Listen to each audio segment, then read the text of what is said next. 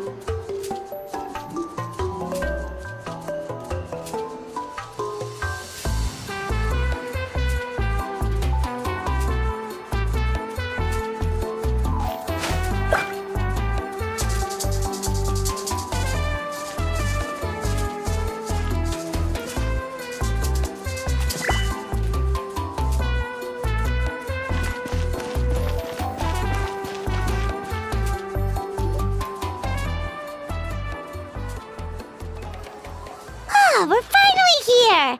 So this is your home, Mualani? Paimon can't wait to have a look around.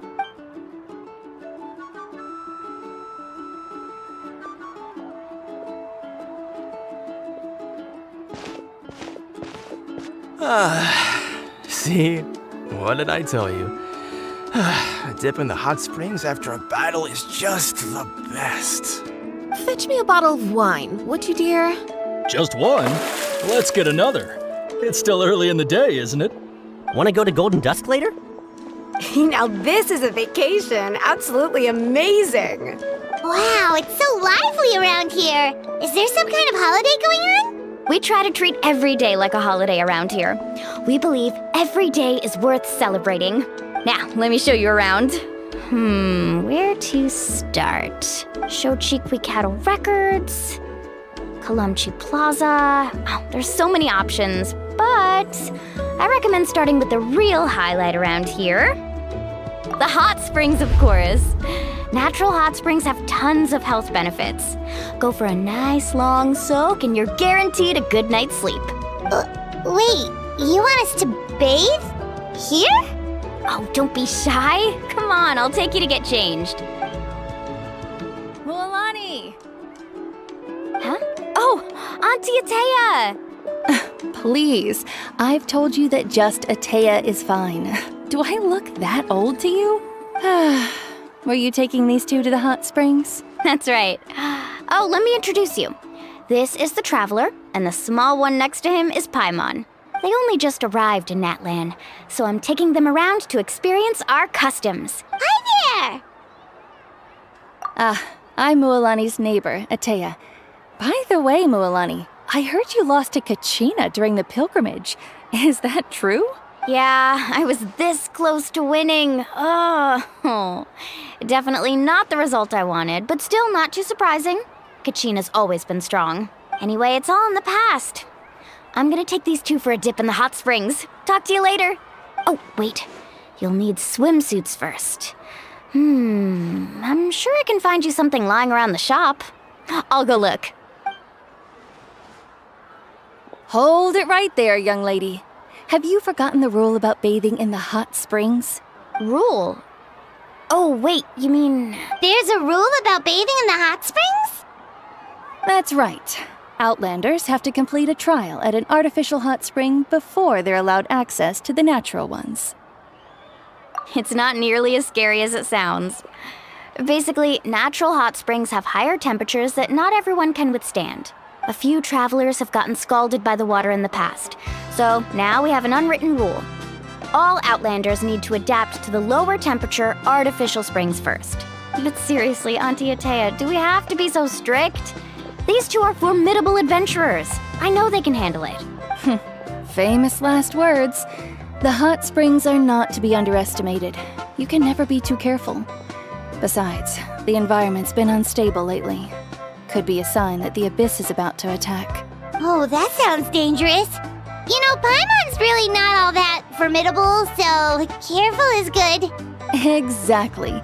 There will be no excessive risk-taking on my watch.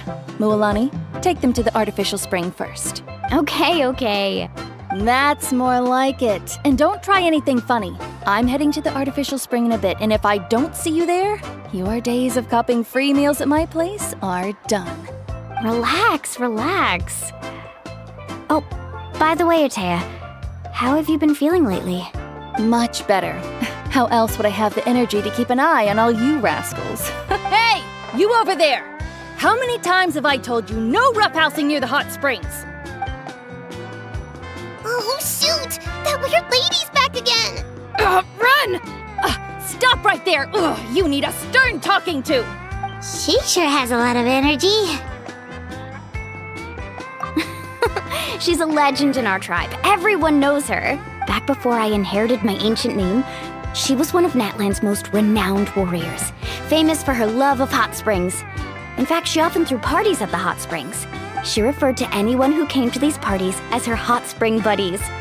The attendees were all respected warriors like Liliuo, Kaiulani, Vichama, oh, and the Archon. If Paimon lived here, she would take advantage of the hot springs too. It's just, during battle, she was impaled in the abdomen by an abyssal monster.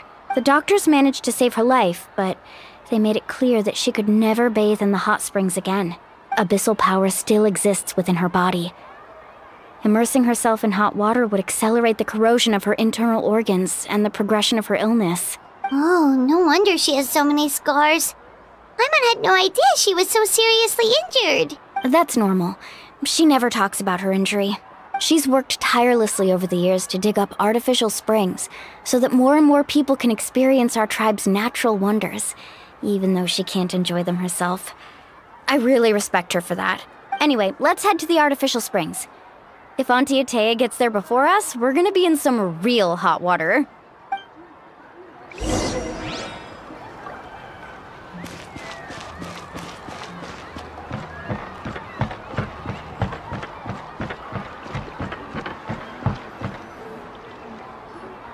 Oh, I see. That's a great idea. I like. See, I told you the chief would agree. Well, let's get moving then. We can't let a word of this slip to anyone else. Hey, Amina, Hikaru, Marukao! You three seem particularly cheerful today. What's the occasion? Oh, Mulani! You're back. Who are these two? This is the Traveler and Paimon, two very important guests. I wanted to take them to the natural hot springs, but Auntie Atea caught us, so we had to come here first. Oh, what a coincidence. We were just talking about her. We think Auntie Atea's illness has taken a turn for the better. Really? How can you tell? Okay, so while you've been busy with the pilgrimage, we noticed that she's been visiting the hot springs alone at night. Specifically, the hot springs in the cave to the north of our settlement. I'm sure you know the one. Apparently, she used to go there a lot before they became abandoned for some reason. She could never come into contact with hot water before, and now she's visiting the hot springs every night. I mean, it's pretty obvious what that means, right? Yeah, so we got to thinking, what if we renovated the abandoned spring behind her back, then threw her a huge surprise party? Chief Amina thinks it's a great idea too. So, you want in? Of course! How could you even think of pulling this off without me? I'm a little busy right now, though. I'll come find you once we're done at the hot springs. Of course. Take your time. You should focus on our guests for now. These artificial springs are pretty new, but the experience is just as good as the natural ones if you ask me. We really worked hard on them, so I hope you enjoy. And you two, I know you want to focus on Atea's surprise, but don't forget your patrol duties in the meantime. The Abyss could attack at any moment, so we need to stay vigilant. You got it, Chief. We'll keep an eye out. You can count on us.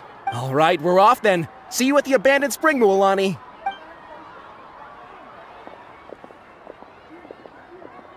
I'm also gonna head out. Have fun!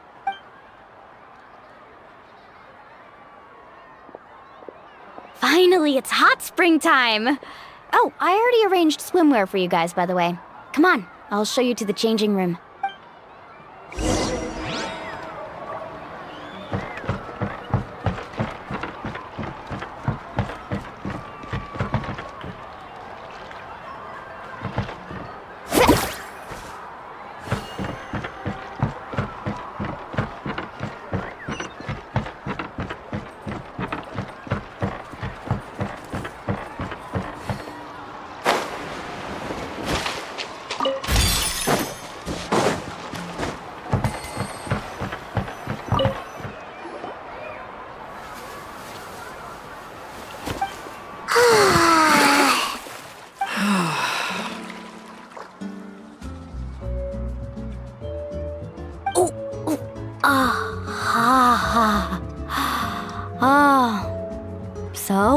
What do you think? Can you feel the warmth relax every muscle in your body? Yeah, it's so nice. The steam is warm too. The first time I came to the hot springs, there was no calming effect whatsoever. I was such a little ball of energy, the moment my parents looked away, I ran off to the high temperature pools. It was actually pretty funny looking back on it. They were absolutely frantic, looking for me all over, until finally they saw my head slowly poke out from under the water. I was too young to remember the whole ordeal, but my parents told me all about it. A natural-born swimmer, my mother called me. Just like her, I taught myself how to dive underwater the first time I ever went swimming. So feel free to go for a swim. I'll be right here if you need rescuing. Okay, here goes nothing. Auntie Atea, you really came to check on us? Of course. And I'm glad you listened. I brought you all some milk and snacks as well. I'll just leave them here. The temperature in the artificial springs isn't too high, so I went with Saurus crackers and grain fruit chips. Oh, thank you. These are great. Well, I did make them myself. Very few young people know how to truly appreciate hot springs, so listen carefully. The temperature of the hot spring not only determines the type of snacks you should choose, but also the amount of time you should spend in the water. To bathe in a hot spring is to completely empty your mind. As such, swimming around the pool is incredibly disruptive and impolite, and something you should absolutely not learn from Mualani. Hey! All right, looks like you were able to adapt to the temperature, no problem. You should be able to switch to the natural springs then. Well, I've got to get going. Oh, and make sure you drink your milk. I'm looking at you, Mualani. I still remember how you used to pour it into the water when you were little. That better not happen again, whether I'm here to catch you or not. Okay. Paimon didn't think you were the type to do something like that. I remember thinking I'd totally get away with it too. But turns out milk is pretty easy to spot when you pour it into clear water. Not my best work. Some people get dizzy if they stay in here too long. You guys all right? Paimon's fine, just a bit stuffed. Looks like you two are naturals. Oh, by the way, I have to leave you on your own for a little while this afternoon. I'm gonna help the others fix up that abandoned spring. I certainly don't trust their aesthetic tastes. Who knows what will become of the place if I leave them unattended? In exchange, though, I can recommend a couple of shops that are worth a visit. Huh? Yeah, she brought us snacks and taught us about the hot springs. We want to do our part too. Friends are supposed to help each other out. We'd feel bad otherwise. Well then, the more the merrier. All right, we should get going. Let's organize the best hot spring gathering Natlan's ever seen.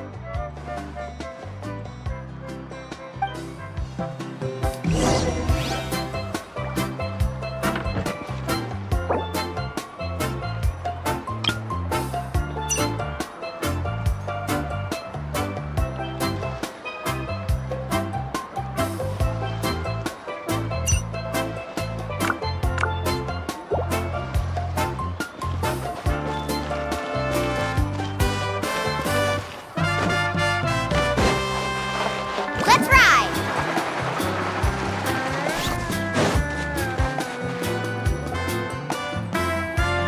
Mualani! Wait, you brought our guests too? We're here to help. But you're important guests. We can't put you to work. All right. Stop trying to out-polite each other, would you? The sooner we get this party started, the sooner we get to enjoy the real party. Now, where to start? Looks like the water outlet is blocked pretty bad. We'll need to dig under it. Ooh, those boxes in the corner need to be thrown out as well. Oh, they're moldy as all get out.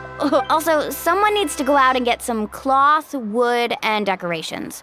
Oh, and snacks too. I say we get enough for 20 or 30 people. Bulk purchases fetch the best prices after all. Oh, but don't just accept the first offer they give you.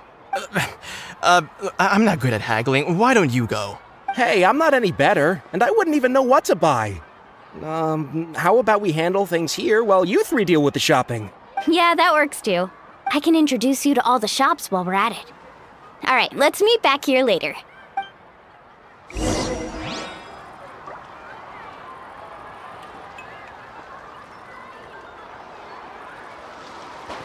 Need a surfboard? Carving waves!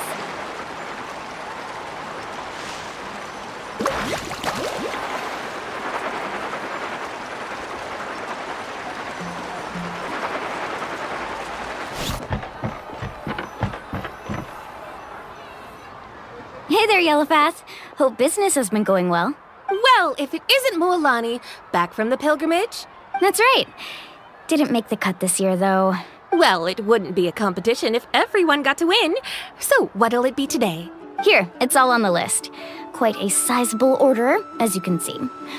So, can we expect a discount? Wow, that is a large order. What's it all for? A party? That's right. Keep this between us for now, but we're throwing a hot spring party for Auntie Atea. Wait, you're saying she can go in the hot springs again? That's great news! How about this? You can have the decorations on the house, and I'll give you 20% off the cloth and wood. Come on, I know you can sweeten the deal. That pile of wood's been sitting there since I left for the pilgrimage. At this rate, you need to get rid of it or it's gonna go moldy. All right, all right. Such a handful. Just give me a moment while I pack all this up for you. Wow, that was amazing, Mualani! All in a day's work. By the way, Yellowfast, are these 2 stones for sale? Interested? They won't come cheap. I'm not planning to haggle this time, I promise. Package them separately, would you? Nope. Kachina likes shiny little trinkets, so whenever I come across something like that, I always buy it for her. I'll hold on to them for now. It'll be a nice little surprise for her when she returns victorious from battle. I'm sure she'll like it. All right, that should be everything. If you could just double check, make sure nothing's missing. Let me see. Huh? What's this crate of juice doing here? That's on the house. 7 years ago, when the Abyss attacked our tribe, Atea saved my brother's life. She never asked for anything in return, but I could never forget what she did for my family that day. So, send her my regards, would you? And have fun! Oh, we will. It's gonna be a party to remember. Thanks a lot, Yellowfast. Well, that's our shopping done. Let's head back.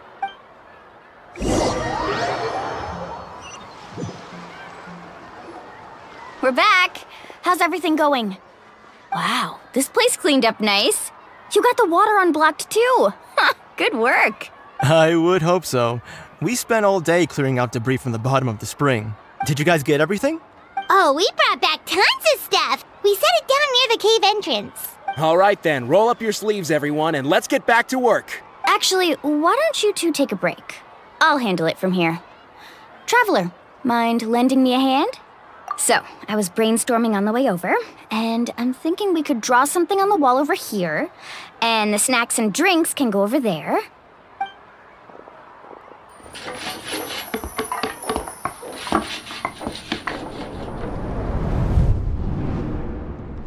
So, what do you think?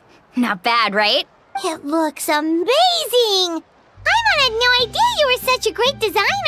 Well, I'm usually the one in charge of the family store, so I'm pretty good at things like renovation and organization. Not to mention, this was totally a group effort. Still, I didn't expect it to take quite this long. Guess it's too late to invite Auntie Atea over, huh? Yeah, tonight's definitely not gonna work. Chief Amina set up those patrols to guard against the Abyss, and Atea volunteered. So she's on watch tonight.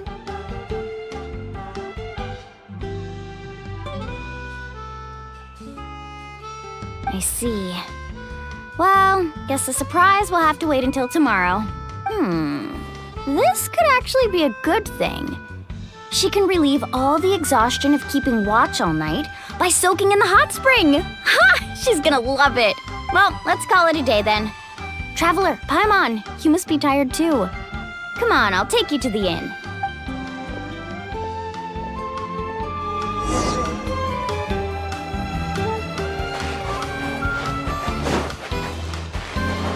Off we go.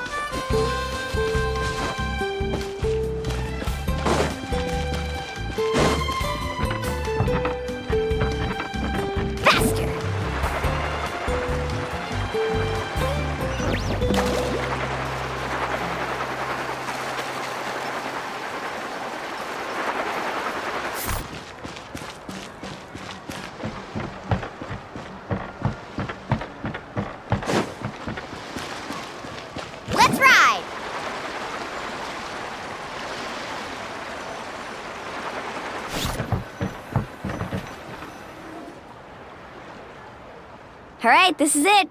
Get a good night's sleep, okay? I'll see you tomorrow. Yep, good night!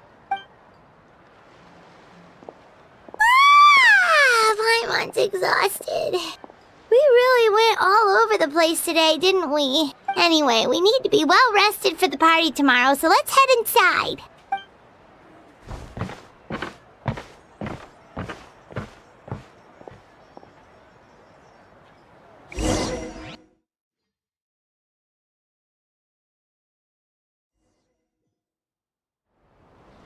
To arms, everyone! To arms! Why now? Hi? What's with all the noise? Traveler, Paimon, wake up! Mualani? What's going on? Where did all these monsters come from? It's the Abyss. Our patrols are trying to drive them back as we speak. Come with me. I'll take you somewhere safe. Mualani, a little help over here. We can't hold them back much longer. One moment. I'll be right there. Couldn't have said it better myself. Hang in there. We're here to help.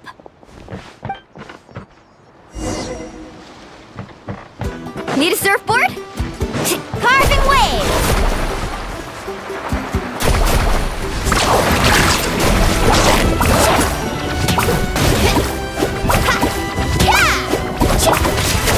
Let's round them up! Tide rises! Power of the desert! Let's ride! Have they been contaminated by the Abyss? No, they are the Abyss. Destroy them!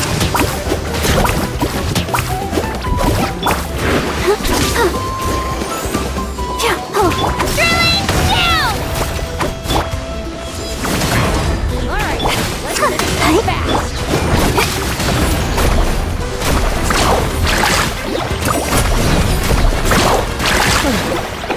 Thank you. Anura, go help the others. I almost died. Round them up!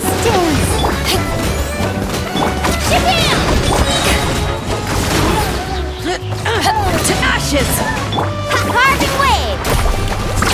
Amazing!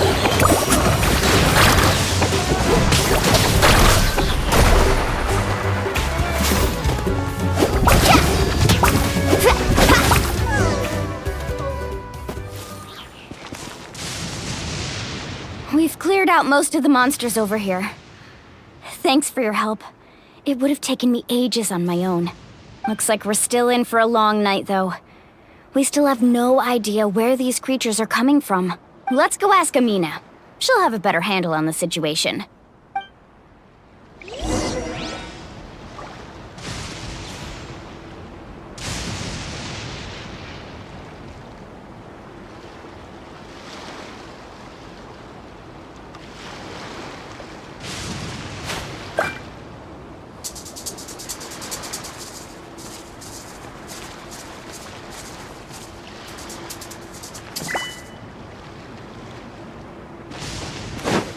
Let's ride!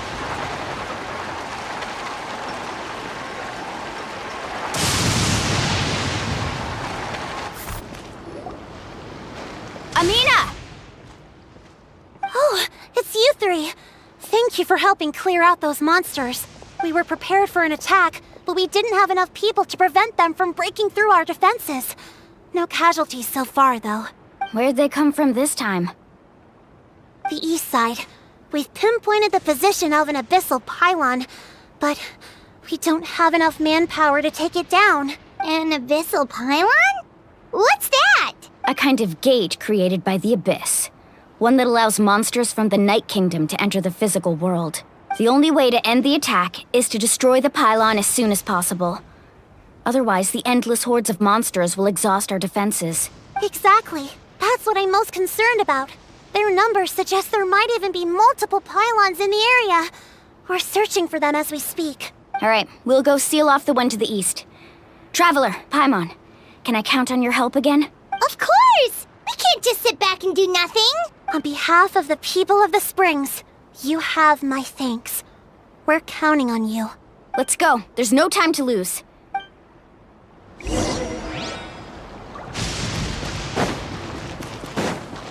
surfboard?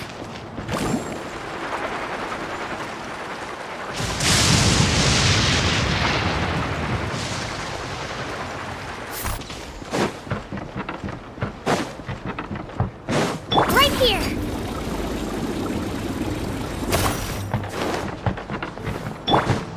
Faster! Lolani, is that the pylon? That's it, all right. Come on, let's get rid of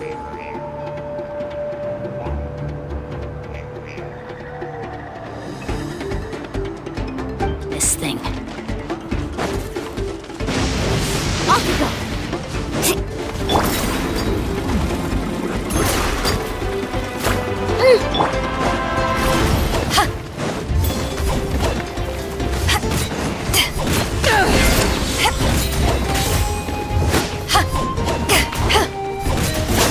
Let the show begin.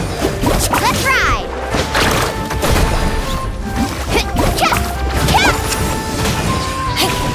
Power that ended hunt! Here goes!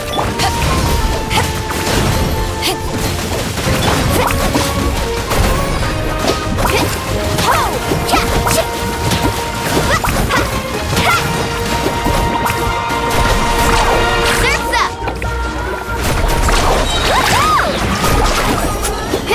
Need a surf? Off we go. Let's dance! Woohoo! Amazing! Check this out! Best of luck! Shabam! Clear the area!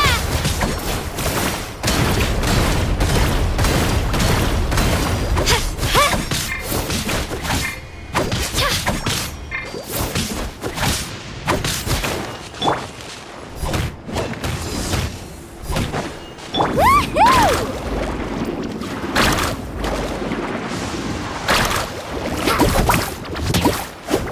Here goes! Carbon wave! Ho!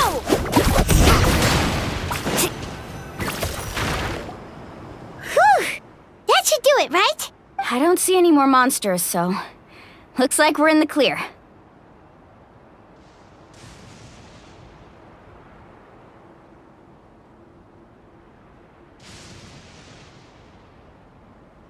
Do these attacks happen a lot?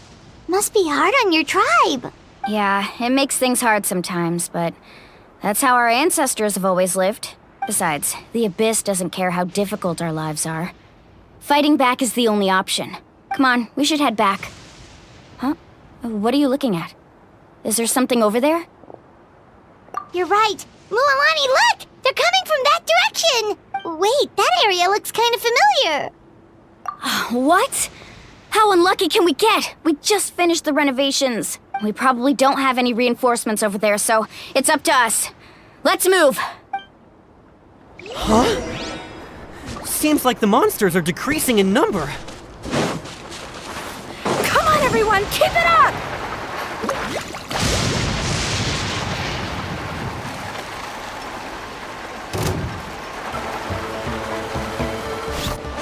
Off we go! I'll protect us. Eyes on me! Shabam! Let's ride! Tide rising!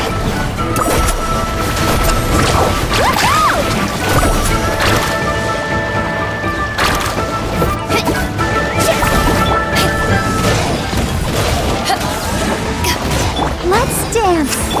Faster! Surf's up! Amazing! Right here!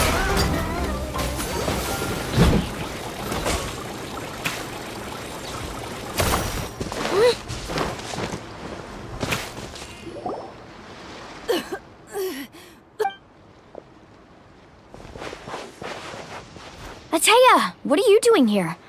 Where's the pylon? Where do you think?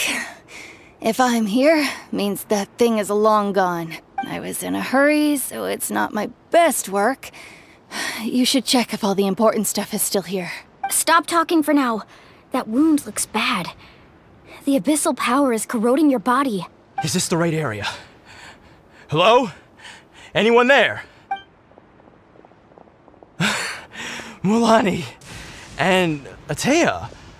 What's going on? We were told the second pylon was over here. Atea took care of it, but she's injured. Quick, someone get a doctor! All right, stop fussing. Don't you think I know my own limits? The main thing is they didn't destroy anything. This is a beautiful hot spring, by the way. I can tell how much work you put into it. Wait, no! This was meant to be a surprise. For me, right? I know. Atea! You think I couldn't tell you were avoiding me on purpose? Not one of you stopped to say hello today. It couldn't be more obvious that you were hiding something. And you, Mualani, were you the one that brought the snacks? How many times have I told you, you have to choose them based on the temperature of the water? Oh, forget about that. The doctor's almost here, and you're gonna get all better. Then we can have a meal together, and I'll help you make whatever you want, okay? You just have to hold on.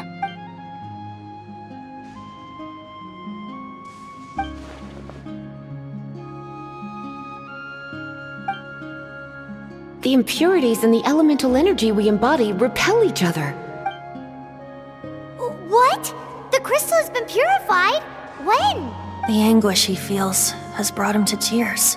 I also came across a teardrop crystal. Can you purify it? Atea! Atea! Wait, what do you mean?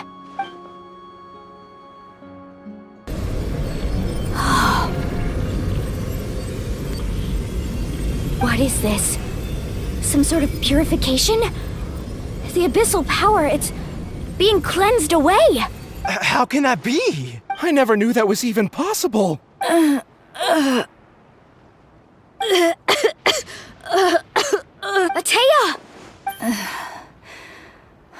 The mark of the abyss. It's gone. Yes, thanks to the Traveler. By the way, Traveler, are you alright? I just saw you purify abyssal power from Atea's body. That didn't injure you in any way, did it? You're sure? Good. Good. Thank goodness. You scared us all half to death just now.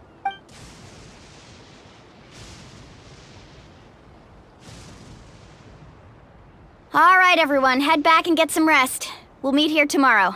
We'll celebrate Atea's recovery and our triumph over the abyss. And most importantly, we'll show the Traveler and Paimon how grateful we are for their aid. Let's make it an occasion to remember. Dismissed! Got it! Got any other secret powers I should know about? But seriously, you really came through for us tonight, so thank you. Paimon almost forgot you had that ability. You used it back in Mondstadt to cleanse Devalin's tears, didn't you? That was some quick thinking, Traveler. Huh? You look like something's bothering you. Ooh.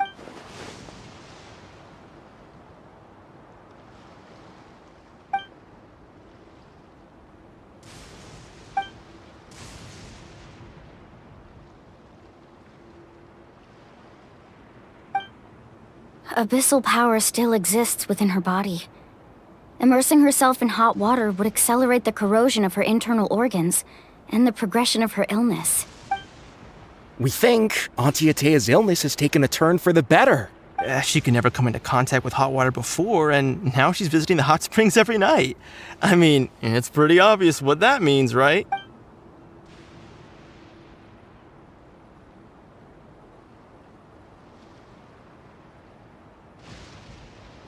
Hello? Traveler? Maybe you can zone out some other time because Paimon can barely keep her eyes open. Let's head back for now.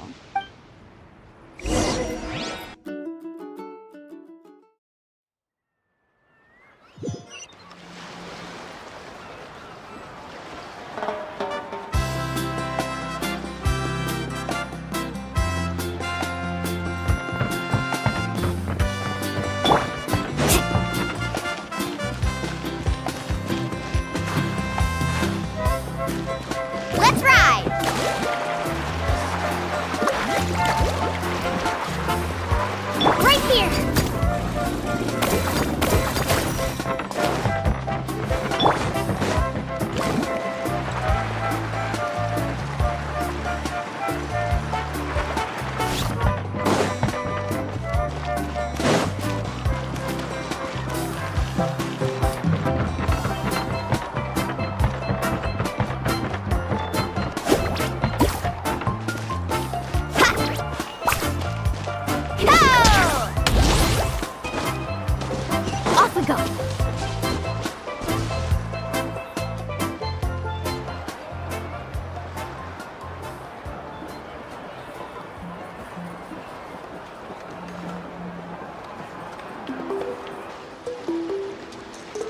Not interested in hanging out with the other kids? Snacks not to your taste? Hot spring temperature too high? None of the above, huh? I heard you were the one who cleansed the abyssal power yesterday. You sensed it, didn't you? I was hoping to keep it a secret for a few more days. Didn't want to ruin the celebrations and all. But looks like it was no use. Hey, kid! Who, me? Yes, you. Come on. Let's go for a walk. Hey, where are you going? Did something happen? Just going to get some air. It's too noisy in here. You have fun. We'll be right back. Oh, and there are extra snacks in that box over there if they need replenishing. Baked them all fresh this morning. All right! Sounds great!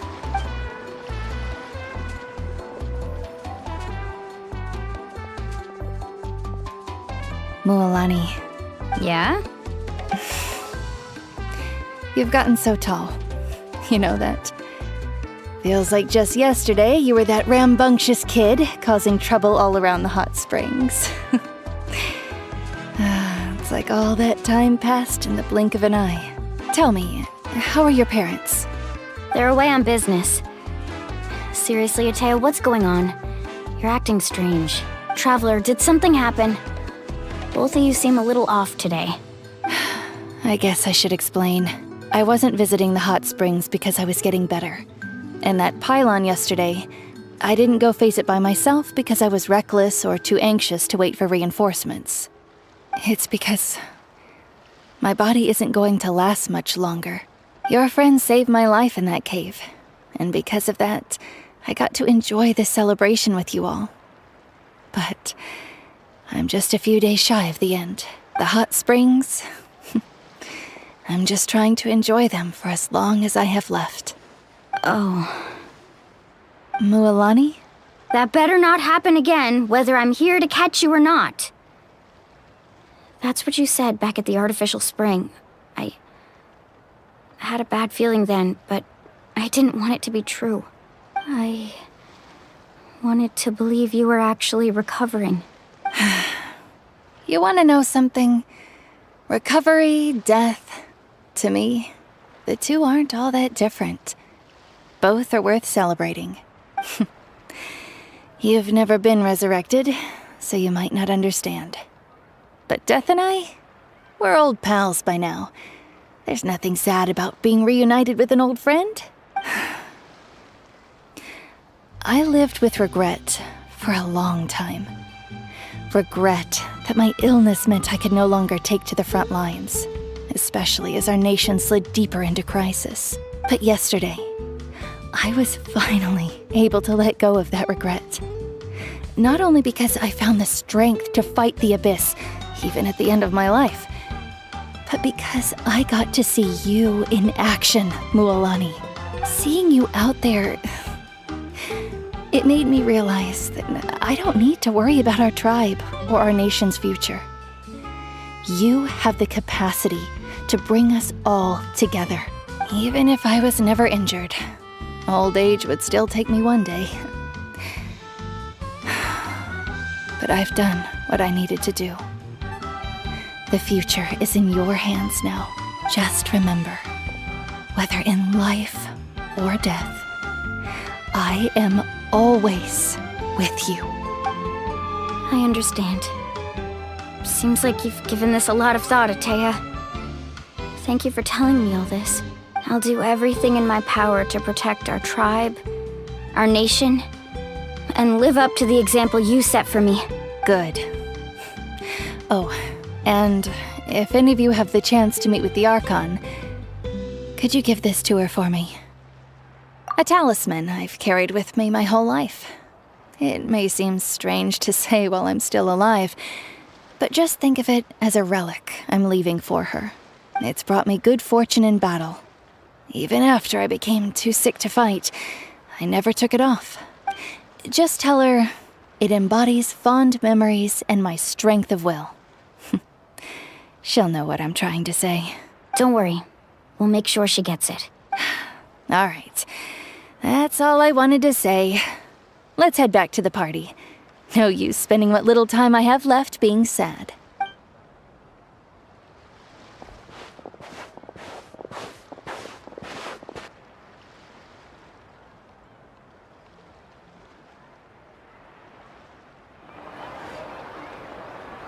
Traveler, Atea, Mualani! If you don't hurry up, there won't be any snacks left! Excuse me, what did I say about bathing in the hot springs on a full stomach? Hey, are you listening to me?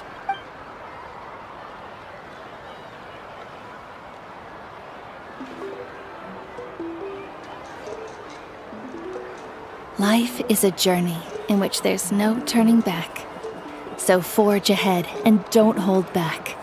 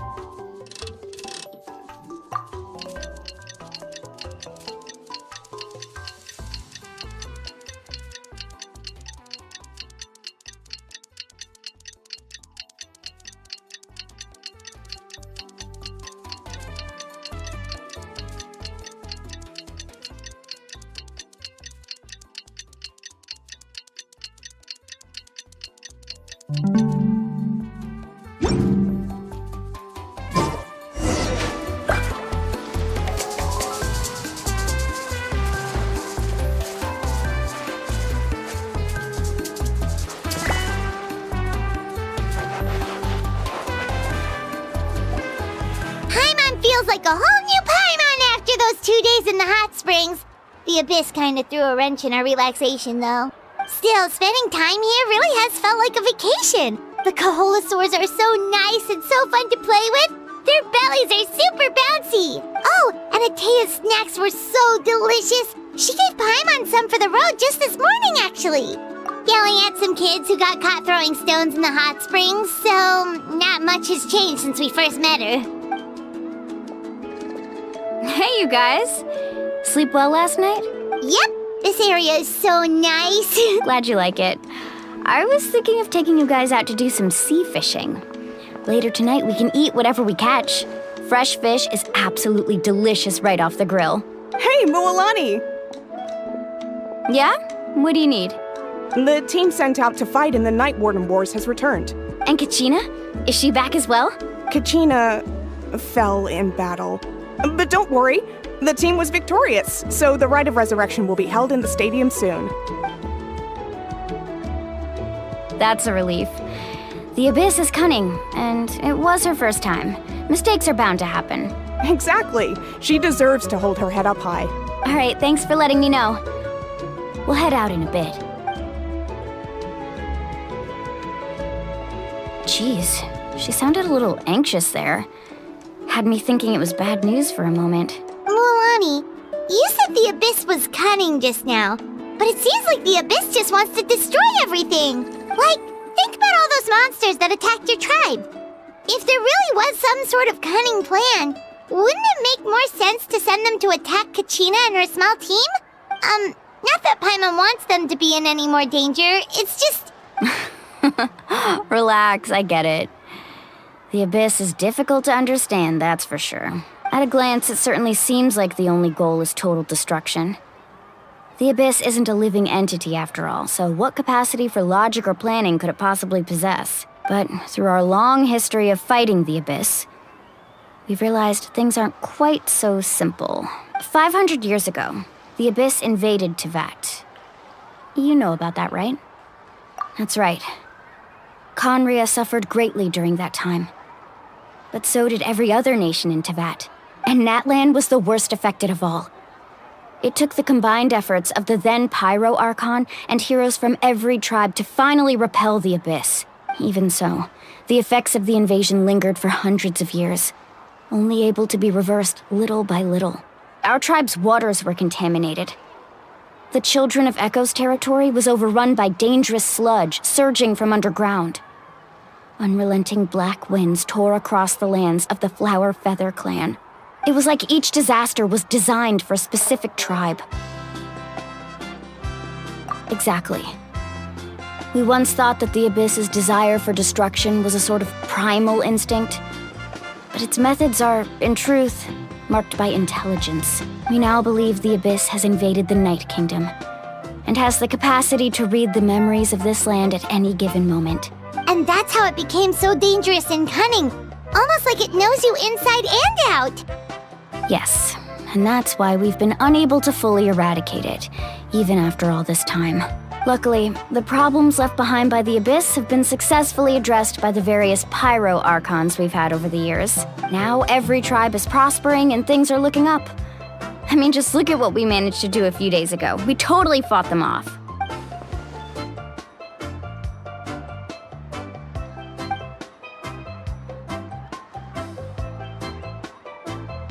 You must have had to sacrifice a lot to get to this point. Every battle, every sacrifice is in pursuit of a future where we get to stop fighting.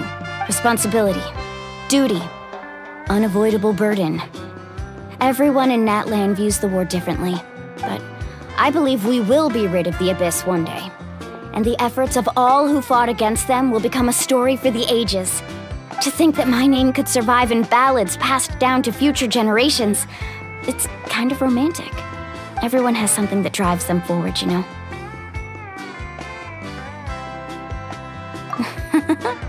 Be my guest. Heroes are always welcome in Natlan. Anyway, let's head to the stadium. Our fishing trip can wait until Kachina's back with us. The sea's not going anywhere.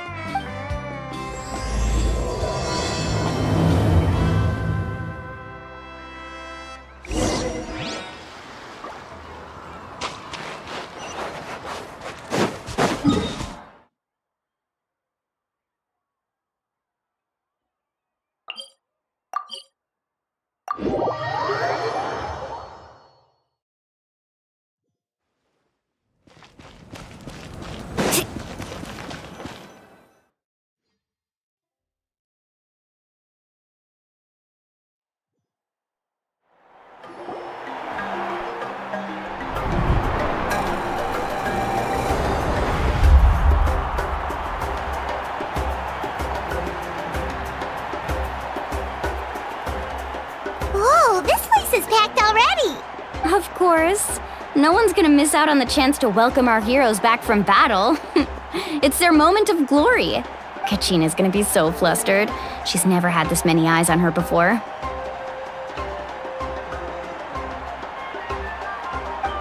Yeah, she doesn't seem like the kind of person who likes being the center of attention.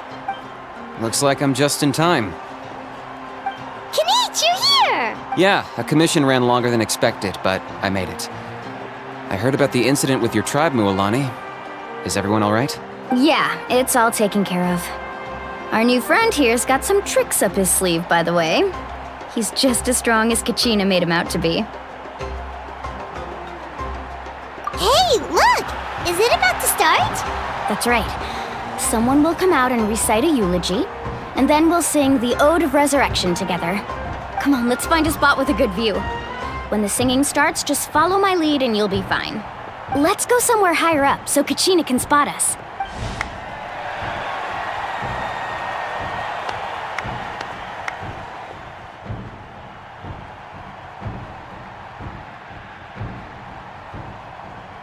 Warriors of Natlan, heed the call of life. We are the inheritors of memory and legend. Those who grew alongside sun and wind. Those who forged our own destiny and future. That is Natlan's fire, the lifeblood of our nation.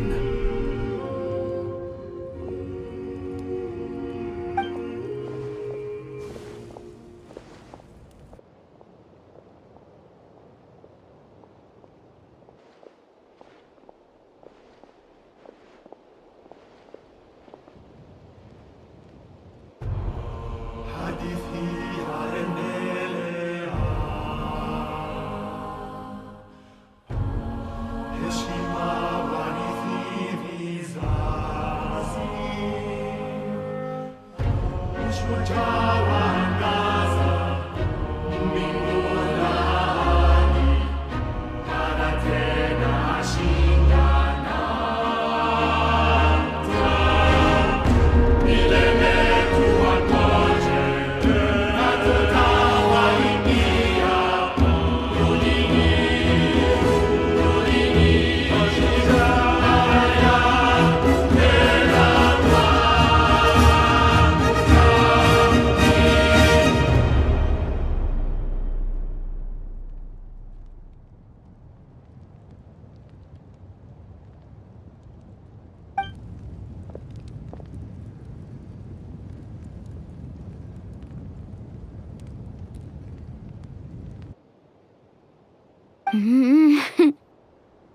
I could not find Kachina within the Night Kingdom, or locate her ancient name.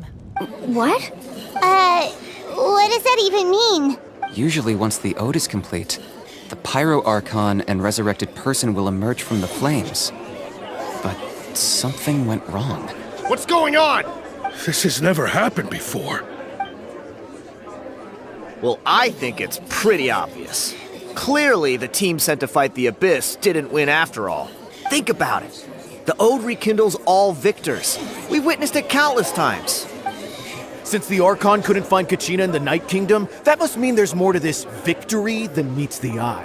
Hey! You just haven't gotten over the fact that Kachina beat you in the pilgrimage! Pathetic. The both of you. Your wild guesses are misplaced. We completed our mission. Maybe you did, but who's to say whether that little girl even contributed at all? Maybe she got scared and ran off. Why would the YUB recognize someone like her, even if she was on the winning team? How dare you insult a hero of Natlan like that? Kachina sacrificed herself to repel the Abyss. She doesn't deserve to be subjected to your vile rumors when she's not even here to defend herself. Calm down, Mualani. There's no point arguing with the likes of them. I can't just sit here and let them slander her like that. To insult a hero of Natlan, the person actually has to be a hero. You... Think about it, everyone. Who do you think is really at fault here? A girl who never should have even gone to war? Or the great Pyro Archon? Why would the rules of our nation suddenly stop working? That's true. If she wasn't revived, it must mean she failed to achieve victory. Maybe the YUB interpret victory in different ways? I mean, that girl didn't look all that strong to me.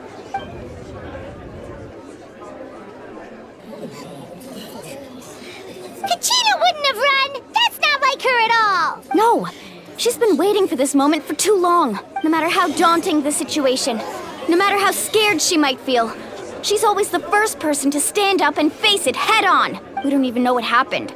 So don't you dare try to use this as an excuse to vent your anger or slander her reputation. Fine. We'll find out what happens soon enough. Then, we'll see who truly deserves glory. That's enough. There is no doubt about today's victory, or Kachina's part in it. She is a hero worthy of our admiration and celebration. However, the failure of today's ceremony is undeniable. Kachina has not been rekindled, and I offer you all my deepest apologies as I continue to investigate this matter. To prevent further casualties, I have decided to suspend the pilgrimage until this matter is resolved. What? No one is all-knowing. No one is infallible, not even myself. But doubt is a means by which we seek the truth, not a weapon we wield against others. I didn't mean it that way, Archon. I just... If there are things you wish to clarify, then ask me directly. Doubt my answer if you wish. But now's your chance. You have concerns? State them. No, of course not. Even though I have said nothing to change your mind, then it would seem the truth never mattered to you at all. That guy doesn't even have the courage to answer the Pyro Archon's question. So much for all that glory talk earlier. I have a question, Archon. My friend Kachina. Do you have any idea where she is? It's extremely important to me. I know you said you were investigating the situation, but I'm sorry, that's not enough. I've already shared everything I know. If you want to learn the truth and rescue your friend sooner, you should join the investigation. So, what do you say? Of course I'll join. In that case, come see me in the speaker's chamber. We should join them. Oh, and if it's not too much trouble, could you drop by as well, Traveler? I'd like to have a chat. Rest assured, everyone, I'll keep the tribal chiefs informed on the progress of the investigation. Once again, I apologize for the outcome of this ceremony. If there are no further questions, let's part for now. Did she just ask us to come along? I believe she did. Let's go. I'd like to know what's going on myself.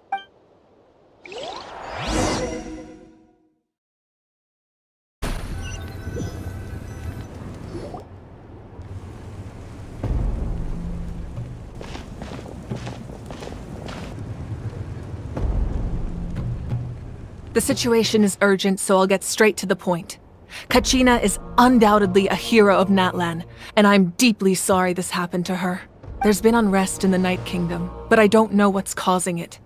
As a result, I've been unable to track down her location. Until we find and address the cause of the unrest, the Ode of Resurrection will continue to be ineffective. And that means Kachina won't be able to come back? That's correct. Not until the problem with the Night Kingdom is resolved. How long will that take? It's hard to say. Kachina always dreamed of fighting the Abyss, of doing her part to defend Natlan. She wasn't afraid of death because she knew, if it came down to it, the Pyro Archon would be there to bring her back to life. Whenever we sat down together, exhausted from training, she would always hum the Ode of Resurrection. She was supposed to come back to us. We were supposed to hug her and celebrate with her and share her joy. We supported her every step of the way, but what are we supposed to do now? Sit peacefully and wait for her return? Lose ourselves in grief over her death? Tell me, are we her friends? Or her murderers? That's not fair, Mualani. It's all right. I understand your rage and your grief. Kachina's life means a great deal to me, Mualani. Believe me, I want to bring her back as soon as possible. I would give you that peace of mind if I could. But please, hear what I have to say so I can at least give you a broader picture of the issue we are now facing. Considering the recent attack on your tribe, I believe the Abyss has found a new means of undermining the rules of our nation. You mean? The Sacred Flame. The foundation of our resistance against the Abyss. If we continue to hold the pilgrimage and send teams to fight the Abyss, there will likely be more casualties. But if we stop altogether, the Sacred Flame will only grow weaker. The Abyss will scale up their attacks, and the tragedy we saw with the people of the Springs will only be the first of many. If we compare the two choices, the former seems to be the lesser of two evils. Sorry, I know that may sound harsh, but I bear the name Malipo. Weighing the costs is my duty. The raw truth can be cruel. But we need to understand it if we want to approach this rationally. But what would you say, Mualani? This is personal for you. And unlike Kanich, I dare say it's not a simple case of weighing up which course of action is less painful, is it? No. I can't choose between them, and I don't want to. Saying that one is preferable over the other is disrespectful to the people who suffered. You're saying it doesn't matter whether I suspend the pilgrimage. The consequences will be equally painful. Yes. What happened to Kachina breaks my heart. But I couldn't bring myself to sacrifice other people for her sake. And that is the crux of the problem. It's not simply a matter of choosing the lesser of two evils. Either way, there will be people who suffer. And the end result will be the same. Belief in the pilgrimage will waver. Once doubt has crept in, the people will no longer unite in battle against the Abyss. And that is exactly what the Abyss wants. Their ultimate goal isn't to break the rules that make the Ode of Resurrection work. It's to destroy the people's faith in them. To prevent what happened to Kachina from happening to anyone else, we need to suspend the pilgrimage. So that is my current plan. And in the meantime, I've made efforts to strengthen each tribe's defenses. Then, we have to find another way of strengthening the Sacred Flame to keep the Abyss at bay. This won't be easy. I'll need time to figure out the best approach. I understand your anger, Mualani, but I hope that provided some clarity at least. Wow. Hyman thought things were gonna get heated for a second, but the Pyro Archon took the time to explain everything so patiently. I owe you an apology, Archon. I let myself get carried away earlier, and I'm sorry. You're right. We need to focus on finding solutions. We could always hold the pilgrimage without sending a team to fight in the Night Warden Wars. That way, we would still be able to fuel the Sacred Flame. I've considered that, but the two events have nearly always been linked. Without the chance to fight the Abyss, pilgrimage rankings lose their prestige, and competitor numbers will drop. With fewer participants, the amount of contending fire produced will decrease, and the vicious cycle will continue indefinitely. So essentially, The Abyss has taken Kachina hostage. You've learned about the concept of ley lines during your travels, yes? The Night Kingdom is something similar. Staying there for a short period of time shouldn't have an effect on the person. But with the Abyss in the picture, it's a different story. Your sense of self will be devoured until eventually you become one with the Sea of Souls. Imagine pouring a cup of water into a rushing river. You can try to scoop up another cup, but there's no chance it will be the same water you had before. I won't sugarcoat it. That is the danger Kachina is currently facing. Just like you said, Archon. Both of these problems need to be addressed. You can focus all your efforts on dealing with the Sacred Flame. I will go search for Kachina. The Abyss poses the same threat to you as it does to her. It is very possible you will not return. Knowing that, do you still choose to go? Kachina's waiting for us to rescue her. That's all that matters. I failed to protect her during our campaign, but I can make it up to her now. I choose to go as well. Traveler? What do you think? Understood. Then I'll support you in any way I can. The Masters of the Nightwind have a technique that can extract an ancient name from the ley lines. If we can find Kachina's ancient name, I can use the link between them to pinpoint her position within the Night Kingdom. Then comes the hard part. You need to visit the Night Kingdom in person and rescue her. But isn't the Night Kingdom a land of souls? Can we even go there? Under normal circumstances, only the consciousness can enter. But there is a way to go there in person. However, know that the Night Kingdom will attempt to repel you, and the Abyss certainly won't leave you be. That's fine by me. Same here. Fighting the Abyss is nothing new for me. So, Paimon's the only one who's scared? Well, if you're going, Traveler, Paimon's going too. Citlali of the Masters of the Nightwind once created an artifact that can be used to communicate with the Wyab. We call it the Spirit Speaker Stone. It was originally used as a ceremonial artifact wielded by the tribal chiefs. But that spiritual quality also means it can be used to search for an ancient name. That was the artifact I delivered to the Scions of the Canopy a few days ago. Didn't think I'd be hearing about it again so soon. Thank you so much for your help, everyone. Your thanks are unnecessary. I will offer you whatever aid I can, but your fellowship and courage are what will truly decide the success of this operation. Besides, you're the ones helping me. I can only focus on one thing at a time, after all. Traveler, I certainly didn't expect our first conversation to be so serious. I've heard all about your accomplishments. Ever since you arrived, I've been hoping to meet you and offer you Natlan's highest level of hospitality. Why? Why? Is that not what happened in the other nations you visited? Yeah, things were pretty complicated at the start. And, in the middle. But our reputation's solid nowadays. That's more like it. After all, I've heard you're someone who transcends fate. Perhaps even more than you can imagine. But we can talk about that some other time. Ideally, this would be the perfect night for a drink and some musical ambiance. But there are important things to be done. Oh, I almost forgot. Atea was wounded in the fight against the Abyss. She wanted us to give this to you. It embodies fond memories and my strength of will. That's what she asked us to tell you. She said you'd know what that means. I didn't think this day would come so soon. The flames of her life force. I can feel them flowing within the talisman. If things were different, the two of us could have enjoyed the hot springs together while she gave this to me in person. We're supposed to be hot spring buddies after all, but don't worry.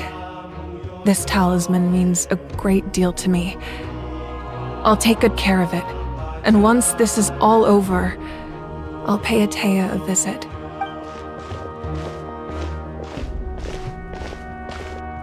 You said you didn't want to jeopardize the production of contending fire. but that's not at all why you decided to suspend the pilgrimage, is it? You're right.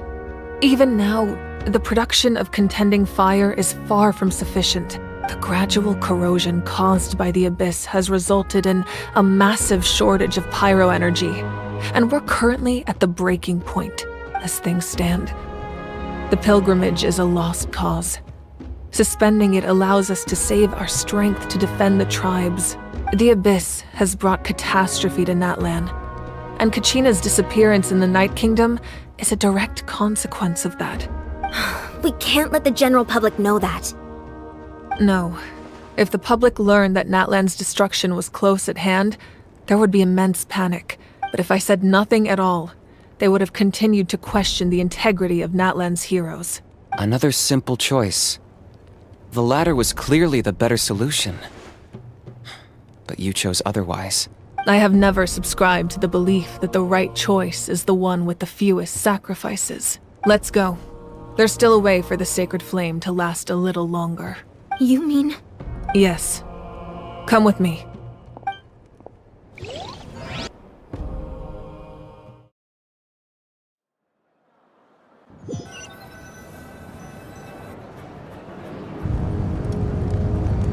The sacred flame must never go out.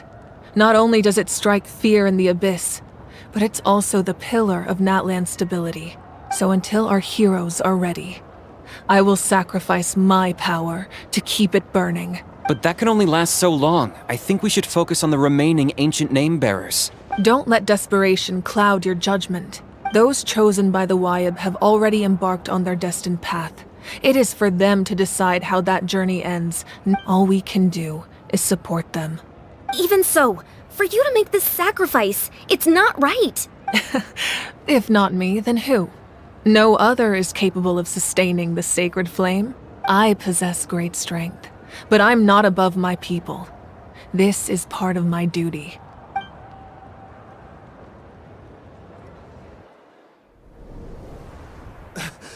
Archon, it's the Fatui!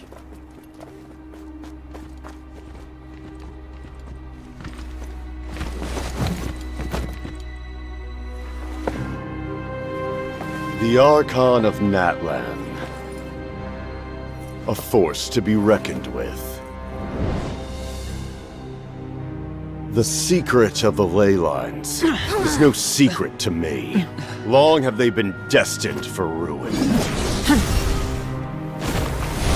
And since the oath made 5 centuries ago remains unfulfilled, what use is the Gnosis in your hands? I don't know what you mean. But it sounds like this is about more than the Tsaritsa. In times of crisis, someone must pick up the mantle of salvation.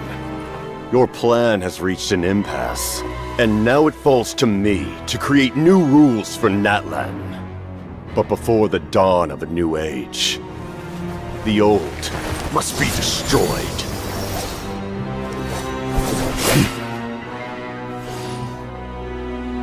I assume that's the end of your speech? Good. People like us? Let our blades do the talking!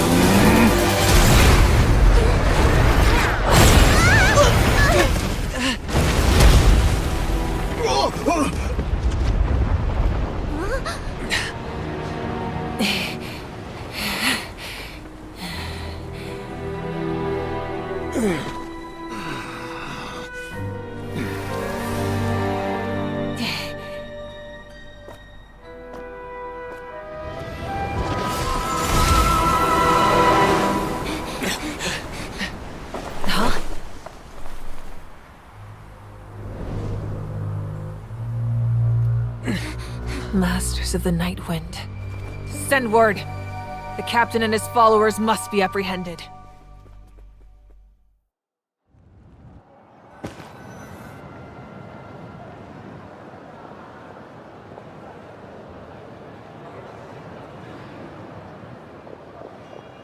Are you alright, Archon? He was a formidable opponent. Exactly what I would expect from the first of the Fatui Harbingers. I never imagined someone could match you in combat. If the Tsaritsa sent him here, why would he bring up what happened 5 centuries ago? Yeah. And how much does he know about Natlan? The Harbingers are all driven by their own personal goals. The only purpose that unites them is collecting the Gnosis. But I'm sure the captain has his own reasons for being here as well. Whatever his motive, we should shift our focus to the Fatui. If they attack again, and we're not prepared, we're done for. No, we're running out of time. The wound I inflicted should hold him back and weaken him for the time being. Besides, I'm sure you noticed, the power that came to his rescue just now came from the Masters of the Night Wind. In other words, there are traitors among us.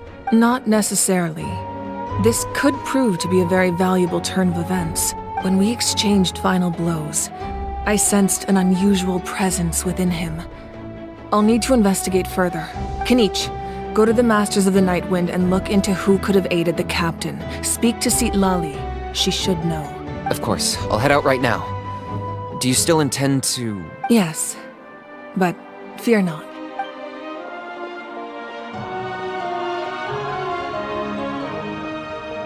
Natlan's strength has never rested solely in its Archon.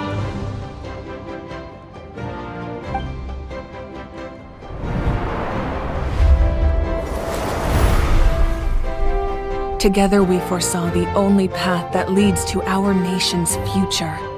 We must trust in that vision now.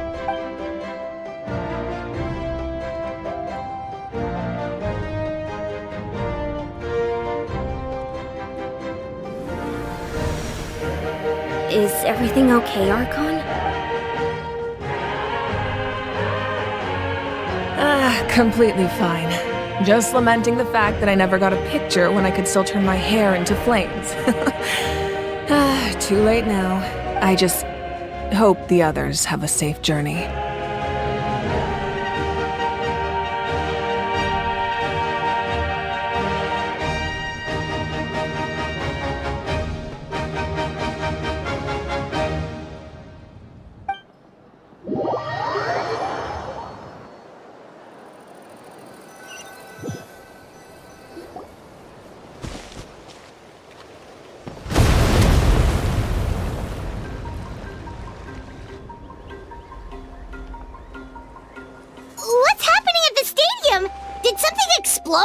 It feels like the Archon unleashed her power.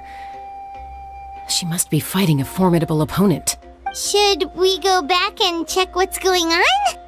Have faith in the Archon. She wouldn't lose in a one-on-one confrontation.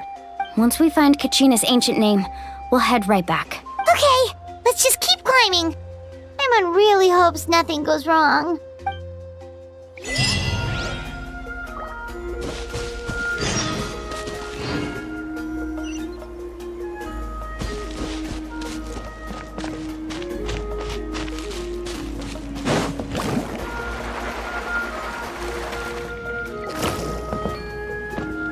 Off we go!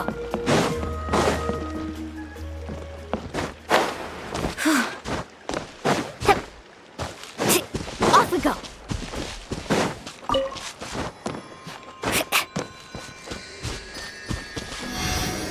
Need a surfboard?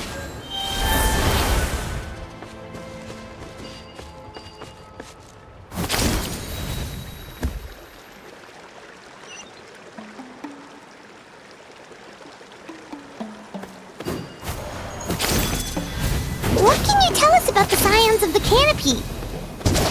The tribespeople are very adventurous. kinda like us then. I'm not so sure. You don't strike me as the type to enjoy danger.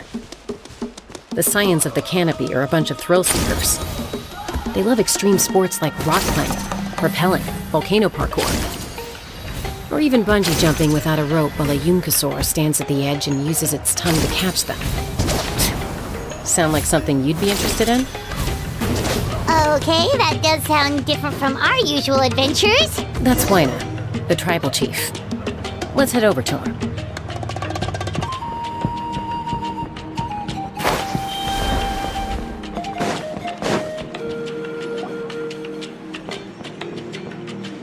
Chaska. Nice to see you again, Wyna. I'm afraid we don't have time for pleasantries, so I'll get right to it. We're here for the Spirit Speaker Stone. Whoa, hold on a second. At least tell me why you need it first. My friend Kachina is trapped within the Night Kingdom. We need the stone to find her ancient name and rescue her. Rescue her? From the Night Kingdom? That's right. I'm sorry, but someone needs to tell you what you don't want to hear. Going there. A mature warrior would never make such a foolish decision. The nature of battle is unpredictable. You never know how it's going to end. Losing a friend is tragic, but when that happens, the best thing you can do is focus on how to prevent further casualties. I appreciate what you're trying to say, Chief Wyna. But if the price of maturity is abandoning a friend in need, I'll choose foolishness any day. If Kachina's still holding on, then so will I. I thought you might say that. Is something wrong, Wyna? This doesn't seem like you. Life isn't complete without taking risks. That's always been your mantra. It's nothing. The Night Kingdom is a dangerous place. Can't blame me for checking if you were up to the task. If you're that determined, far be it from me to stop you. Here's the stone. Keep it safe, okay? It's not like we have a spare. Thank you. Huh. Seems like you two go way back. But aren't you from the Flower Feather Clan, Chaska? Oh, Chaska's a peacekeeper, so she's famous throughout the tribes. She's always the one people call to resolve conflicts, so we slowly got to know each other that way. Her younger sister Quichi's always hanging around our tribe, too. She's helped us out a lot in the past. Oh, you have a younger sister? Yes, I'll introduce you to her sometime. But let's get back to business. Wyna, how do we use the stone? As you probably know, your intended destination is completely different from the real world. The Night Kingdom is like a river flowing with concepts, and the ancient name you seek is like a tiny fish swimming downstream.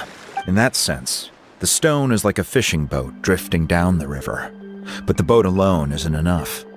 You need a fisherman experienced enough to steer it in the right direction. We couldn't do that ourselves? With a little practice, I'm sure you could. You have the strength and the talent. If you want to make sure this works, though, I could recommend someone to you. Who? Vichama, a legendary warrior and scout from our tribe.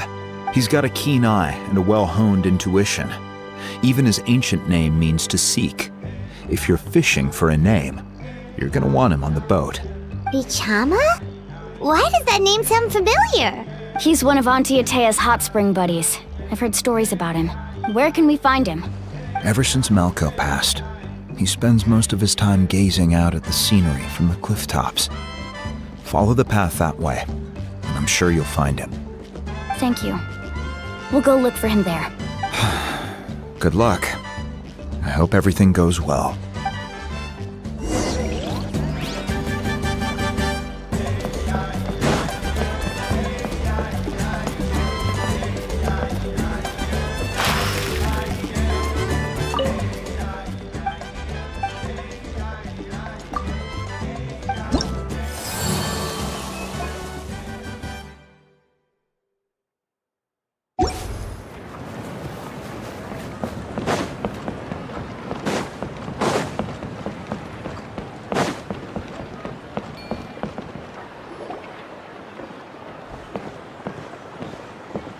Someone admiring the scenery from the cliff tops.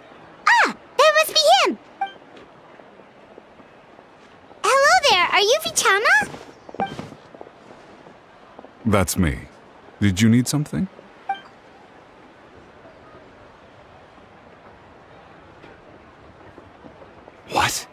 You're saying you can bring someone back from the Night Kingdom? How is that even possible? No, if you really think about it, anything's possible in that kind of place. But that would mean... Are you okay? You don't look so good. Everything's fine. I'll help you, but I do have a small request. After I help you find Kachina's ancient name, I want to use the stone to look for my friends as well. Your friend? Oh, why not mention someone named Malco? Is that who you're talking about? Yes, but I'd rather not get into it if it's all the same to you. That's not a problem. We agree to your request. Yeah. Since you're helping us find Kachina's ancient name, it's only right that we return the favor. Then we're agreed. Can I have a look at the stone?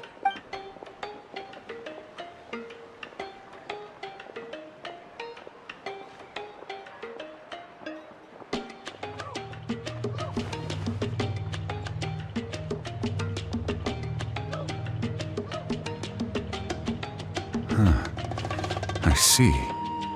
From what I can tell, it functions almost like an abyssal pylon. Both connect the Night Kingdom to the living world.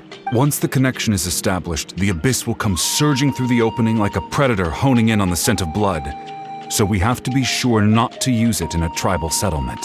Wow, you got all that just from looking at it? I just picked up on the basics, really. I still have no idea why it works. You said someone named Sitlali invented this. They must be a genius. I'll go find an open area and start setting things up. In the meantime, I need you to get 2 things for me. We'll go right away. What do you need? First, I'll need some hook ropes. Pretty much every store around here carries them, so no need to go anywhere special. Oh, and I need to build a net out of them, so make sure you get a good amount.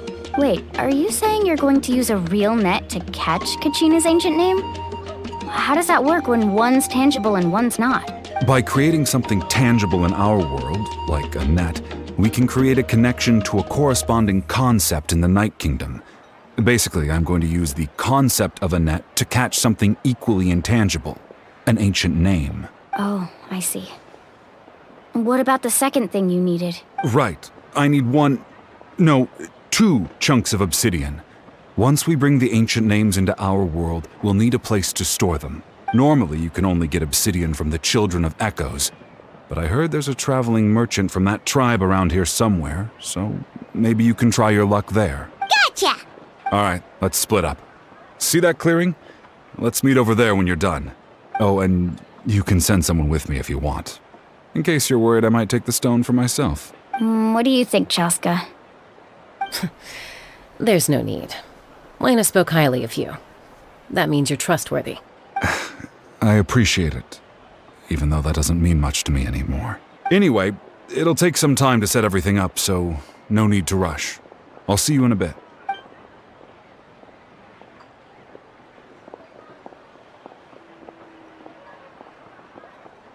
What an odd guy.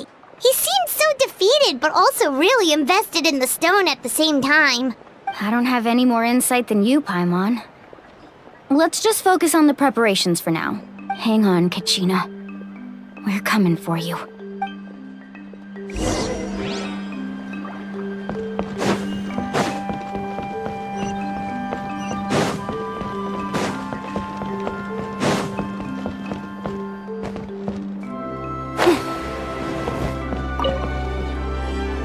Hello. Do you have any hook ropes for sale? Hook ropes? As in rock climbing equipment? Yes. How much for your whole stock? Oh, the whole thing? Let me see. That would be 30,000 mora in total. Deal? Deal. Wait, really? What, you want me to drive down the price? We just need these as fast as possible. Thanks. Oh, no problem at all. I'll even pass along some information on the house. These ropes are usually used by rock climbing enthusiasts. If you want to learn, Roka's the person you want to ask. All right, that's everything. Here you go. Now we need the obsidian. Let's go talk to the traveling merchant Bichama mentioned.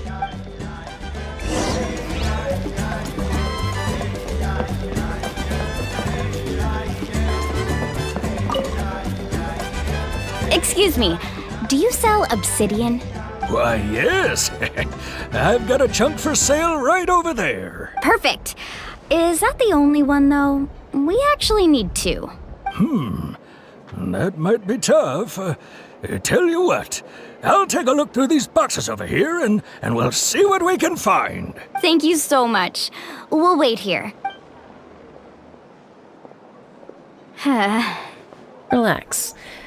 Everything's going according to plan. I know, it's just... I could tell Vichama feels the same way about his friend that I do about Kachina. I hope this chunk of obsidian isn't the only one. Kachina always carries all sorts of shiny stones with her. If I was the one trapped in the Night Kingdom, she'd have a whole pile of obsidian ready in a heartbeat. Well, would you look at that? I did bring an extra. Here you go, young lady. How does it look? Perfect! Thank you. How much do I owe you? If you hadn't shown up, these stones would have just sat here collecting dust. I'll take 3,000 mora for both. Here you go. By the way, I heard you mention Vichama just now. You running an errand for him then? How's he doing? Malco's been gone for 5 years now. It's about time he started to move forward. Do you know what happened between them? I heard about it in passing while I was out drinking one night, but I don't know all the details. Vichama and Malco grew up together, and even made a name for themselves together. Malco was an amazing fighter, capable of knocking out multiple opponents in a single hit, while Vichama excelled at scouting and analyzing the battlefield. The two made an excellent team, and managed to beat back the Abyss several times. 5 years ago, they both emerged triumphant in the pilgrimage, and were placed on the same team to fight the Abyss. But on the eve of battle, the Abyss launched an attack on their tribe, and Vichama suffered an injury to his leg while attempting to rescue someone. Then what happened? The team agreed that he couldn't fight the Abyss in his condition. Vichama didn't argue. He knew going to the front lines with an injured leg would make him a burden in battle. So they raised the issue with the Pyro Archon, and she agreed to let him stay behind. It's just... Malco and the others ended up facing hordes of abyssal monsters in numbers that far exceeded anyone's expectations. The team made an error in judgment, and they fell to the onslaught. Vichama went into a deep depression after that. He blames himself for everything. Oh, you're not wrong. But it's possible he chooses to blame himself. Not because he did something wrong, but because he wasn't able to do anything at all. I've tried convincing him to move forward, to stop dwelling on the past. But the shadow of Malco's death hangs over him still. The Abyss has caused so much suffering, and some wounds never heal. I wish there was something he could do to make himself feel better, but... anyway, that's the gist of it. Maybe you could help him talk things through sometime. I would really appreciate it.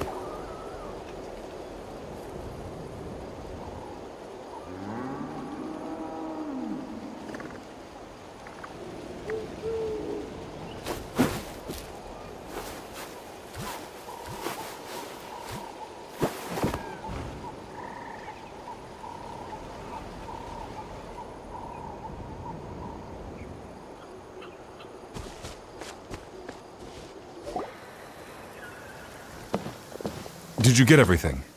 Yep, it's all here. When do we start? I've made all the necessary adjustments, so we're good to go. As agreed, I'll help you find Kachina's ancient name, and then you return the favor. Go ahead.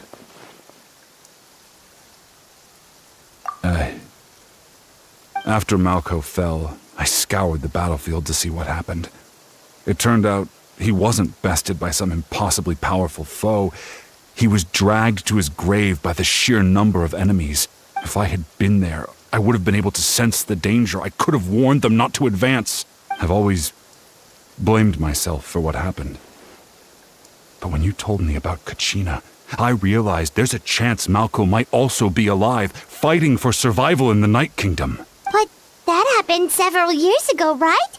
The Pyro Archon said all life within the Night Kingdom eventually becomes one with the Sea of Souls. There might not be much hope, but I still have to try. Malco and I promised each other, even if we never managed to root out the Abyss for good, we would fight together until the end. All right, let's get to it. I'll start searching for the conceptualized version of Kachina's ancient name. If you see any fragments scattered around the area, please collect them.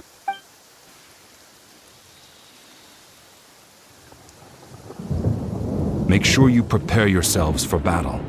As I said, the stone will link the mortal realm to the Night Kingdom. The Abyss will likely emerge in response. Look at that golden thing.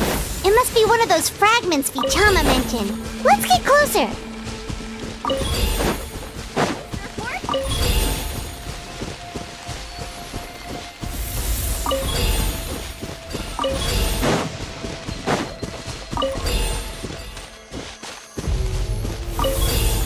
Whoa, monsters incoming! Watch out, everyone!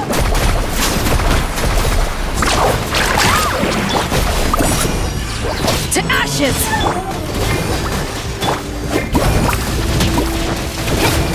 Let's ride! Let's shred, Sharpie! Let her rip!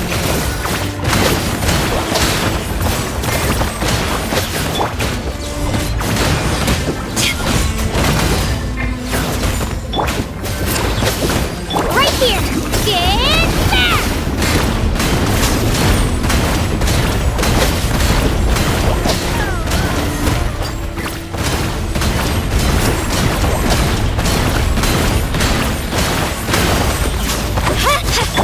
Carving wave! Amazing! Surf's up! Woohoo!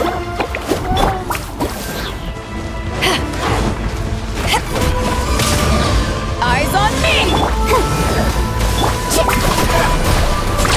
Surf's up! Check this out! That's the line! Shabam! Clear the area!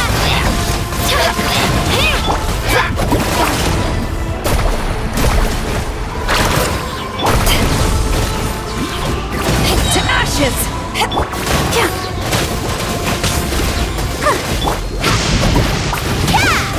Off we go! Ho! Let's ride! How much longer, Vichama? Not long! We're getting close!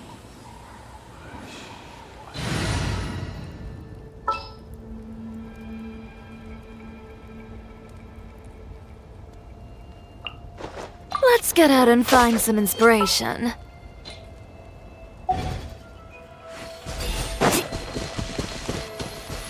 Need a surfboard?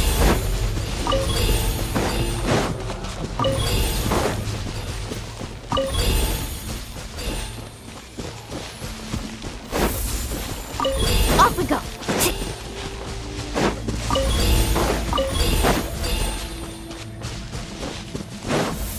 Carving wave! Vichama!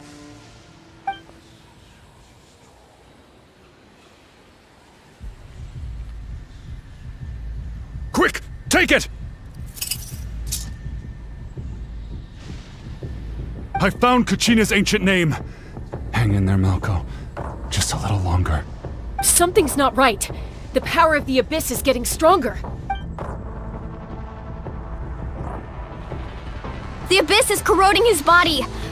Vichama, you can't keep going, you'll die! I should have died 5 years ago. I just need a little more time. Please, I'm almost there. Thank you.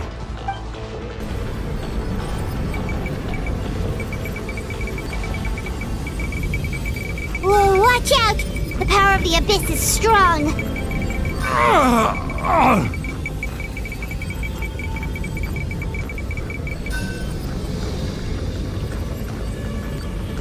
This power. Hanging in there?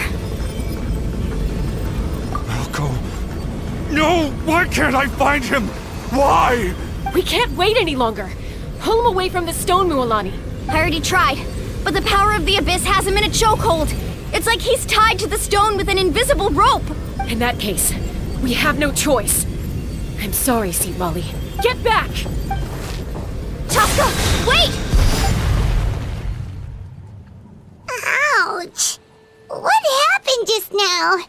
It looked like the spirit speaker's stone was... The stone's power was spiraling out of control. The only way to stop it was to destroy it. You were all caught in the shockwave of the explosion. You might feel dizzy for a while, but that's normal. Give us a heads up next time, will you? You're lucky we managed to dodge it in time. I thought I said to get back. Yeah, barely a second before you made it go poof. Not everyone has your reflexes, Chaska. We were this close to getting dragged into the explosion. Okay, I'll be more careful next time. At least Kachina's ancient name is still in one piece. Wait, where's Vichama? Vichama! Vichama! I couldn't find Malco's ancient name. It must be completely gone by now. Once your ancient name disappears, there's no coming back. From the very beginning, I knew there was a slim chance, but still. And now... it's too late to save him. From the minute he left that day, it was already too late. Vichama. I'm sure he's heard enough condolences over the years. Let's just give him some space. Huh? What's that in your hands, Vichama? It looks like something's glowing! Huh? This is...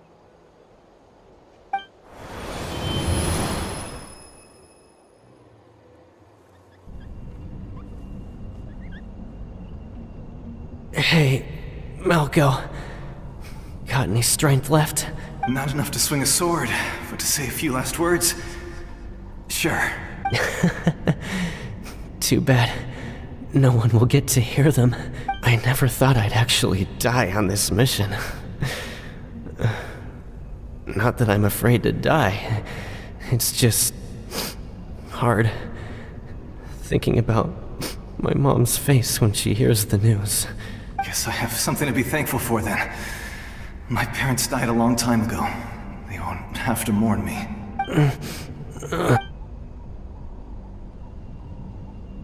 Pisak! Always had to beat me at everything, didn't you?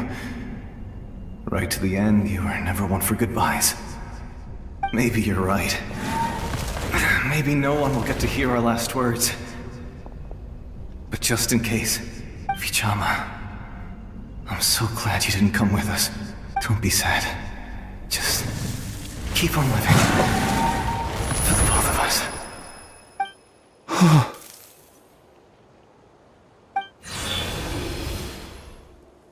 Was that a memory? Seems like we were able to salvage something after all.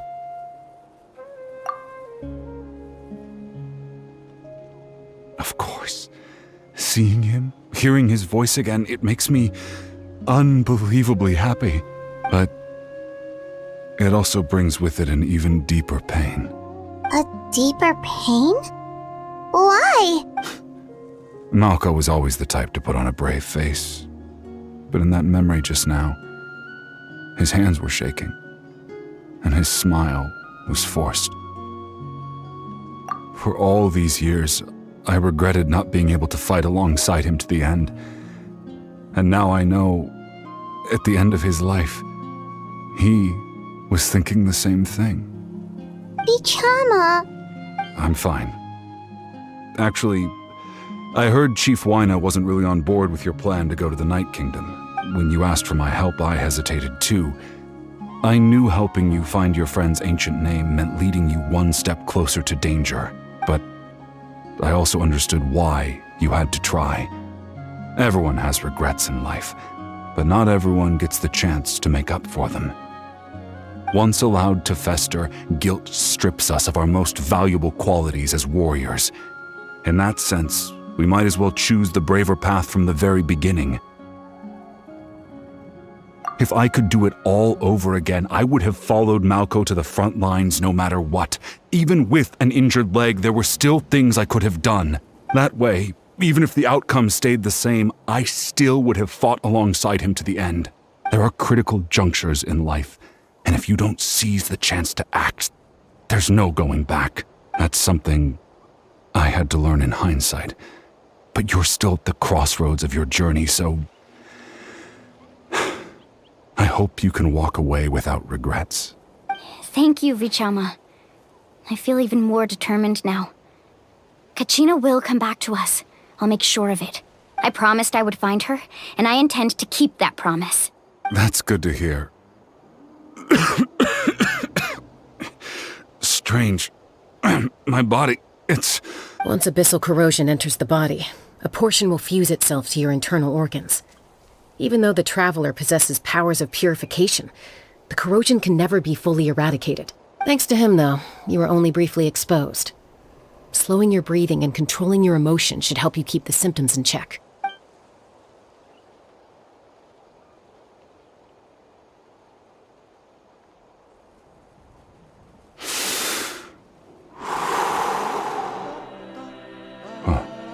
That does make me feel better. You seem very knowledgeable about all this. Just speaking from experience, that's all. Anyway, we've recovered Kachina's ancient name, so we're off to a great start.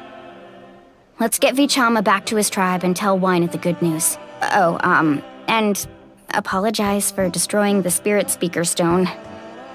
We had no choice, though, so he'll probably understand. Right?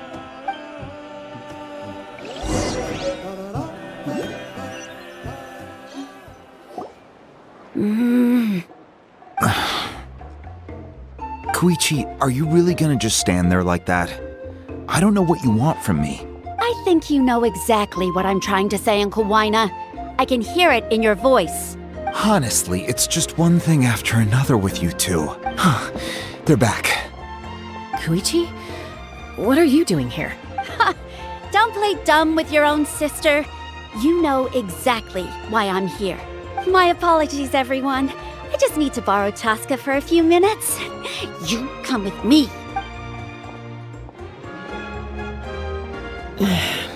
I'll be just a moment.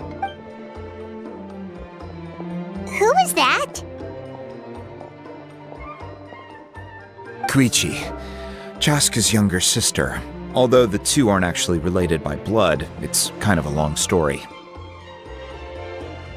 It's not really my story to tell, but I guess it's not a secret. You see, Chaska was actually raised by cuckoo sores. She was afflicted with a rare disease when she was a child, and abandoned in the wild as a result. The Abyss found her out there, all on her own, and tried to devour her. But in the end, all that did was trigger her will to live. That strength of will pushed her to survive. But it also planted a seed of conflict within her. Eventually, she was adopted by the cuckoo sores. Wherever they went, she followed, getting into fights right and left. For some reason, Paimon can totally imagine that. Well, when Chaska finally returned to human society, it was Koichi's parents who adopted her. At the time, Chaska still had a habit of getting into fights, so Koichi was always taking her around, apologizing to everyone. Ah, I remember those days. One of those fights was definitely with me. But, you know, kids. You're fighting one minute and your friend's the next. Eventually, she found a way to rein in that desire to fight. And now she's who people call to resolve conflicts. She's known as the Peacemaker. It sounds like she still argues with Koichi, though. Don't siblings usually stop fighting when they get older? That's partly my fault. Koichi asked me to stop Chaska from doing anything dangerous, but you probably know by now, once Chaska makes up her mind, there's no changing it. Oh, I get it. No wonder you tried to talk us out of going to the Night Kingdom. Chaska even said that wasn't like you. I'm all for your adventure. You need to take risks when you're young, because by the time you're my age, you couldn't attempt something like that even if you wanted to. Better try now than live with regrets later. That's what I say. Still, I can understand where Koichi's coming from. In the end, nobody wants to sit back and let a loved one put their life on the line.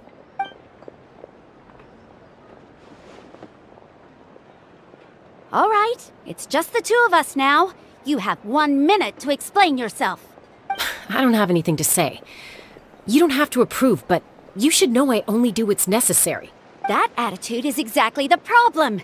It's like you don't care. You try to sneak off to the Night Kingdom behind my back and then play it down as if it's just a trip abroad. Well, technically I am going abroad, right? Again with the excuses! We agreed, didn't we? There are 4 levels of danger. If it's not something urgent, you can only engage in level 2 danger and below. You can only go up to level 3 if a situation is so dire there's absolutely no alternative. But a trip to the Night Kingdom? If that's not a level 4, I don't know what is. And you were just going to sneak into the place without saying anything. What do you mean, sneak into the place? I always planned on walking in there with my head held high. You bought off Uncle Wina, didn't you? He promised me he'd stop you from doing anything dangerous. Oh, it's like he didn't even try. You feel like he went back on his word. What if I told you my mind was made up, and there was nothing he could have done? Not even by force. Oh, I knew it! So he did try to say something, but you didn't listen. This is important. If you were in my shoes, you'd make the same decision. You don't know that? I'm a doctor, and I handle logistics. If you're going to waltz into a dangerous situation where you could lose control at any moment, it's my duty to say something. All right, whatever. Anything else? What do you mean, anything else? Why don't you reflect on what you've done and promise me you'll stay put? Time out. Is this one of our normal arguments or a serious one? Chaska, does it sound like I'm joking? Then you need to know something. What happened to Kachina was partially my fault. I can't leave her there to die. That's not who I am. But the person you become when you lose control, that's also not who you are. That's a different issue. You said it yourself. A person is only as good as their morals. If I want to live in Natlan, I need to display qualities that make me worthy of this nation. I've also told you that managing your condition is equally important. Sometimes you have to make sacrifices. All right, let's stop this here. If we keep going, I might actually have to get serious. And I think Wina prefers his roof attached to his house. Is that a threat? That sounds like a threat to me. Koichi! Younger sisters are supposed to listen to their elders. So, you're really going to go, no matter what I say? I'm supposed to be your sister. Then support me. I'll be back. All you have to do is wait. Chaska. So, that's it. Why'd you have to turn out to be so darn annoying?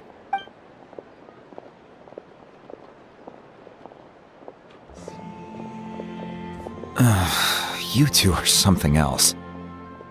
Something you wanted to say? I know you aren't related by blood, but you two sure are similar. Really? You know, I said that very thing to Koichi not too long ago, and she reacted the exact same way, down to the very tone of voice. It's not my place to get involved, but I will say this. Try to spend a little more time with your sister. You're tough kids. That doesn't mean you have to go it alone. Thank you. Anytime. All right. If you're done with the Spirit Speaker Stone, you might as well hand it over. According to Kinich, it's an important ceremonial artifact, so it'd be safer to keep it with me. About that. If only Tone Gift Bard was here, He could have repaired it just like the Holy Liar. It might be in a few more pieces than you remember. Huh?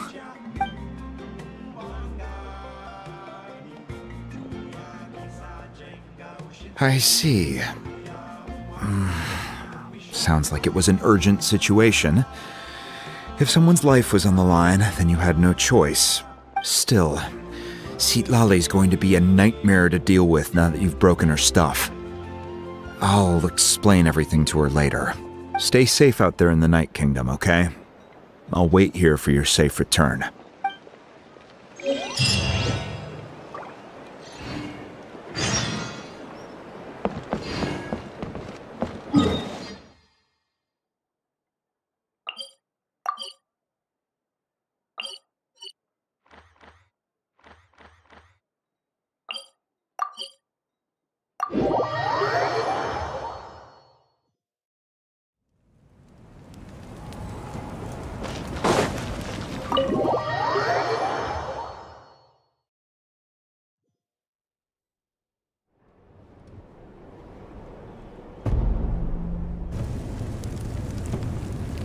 We're back! We found Kachina's ancient name, too!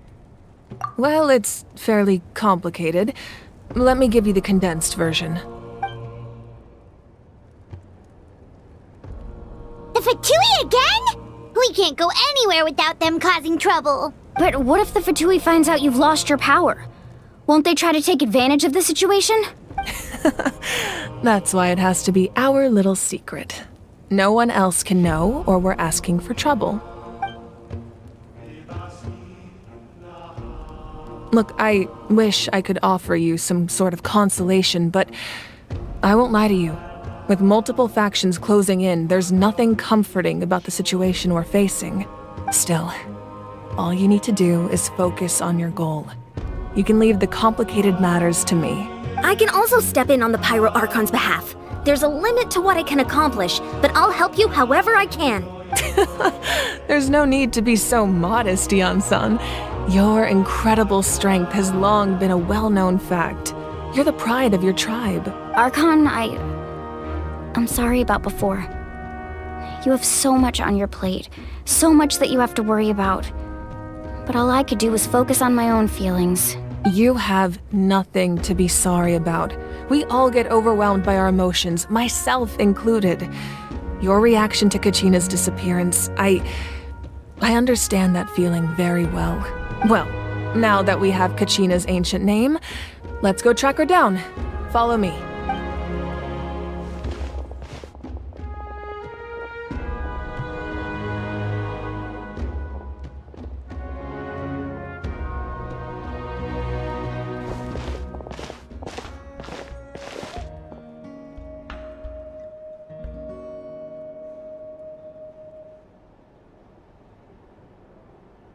What is this place? Hey, isn't that Atea's talisman? Good eye. This is where I store all the various mementos I've collected. Whoa. I've never seen this place before. There's so many things in here. It looks like there are items from every tribe. Collecting them must have taken a lot of effort. I suppose you could think of it as a hobby of sorts. In Natlan, everyone grows up listening to the stories of heroes, and physical items do a far better job of preserving those stories than our own memory. Now, I still have some preparations to make for the ceremony, so feel free to take a look around in the meantime. If you're curious about an item, I'm more than willing to tell you about its origins. All right, we'll have a look.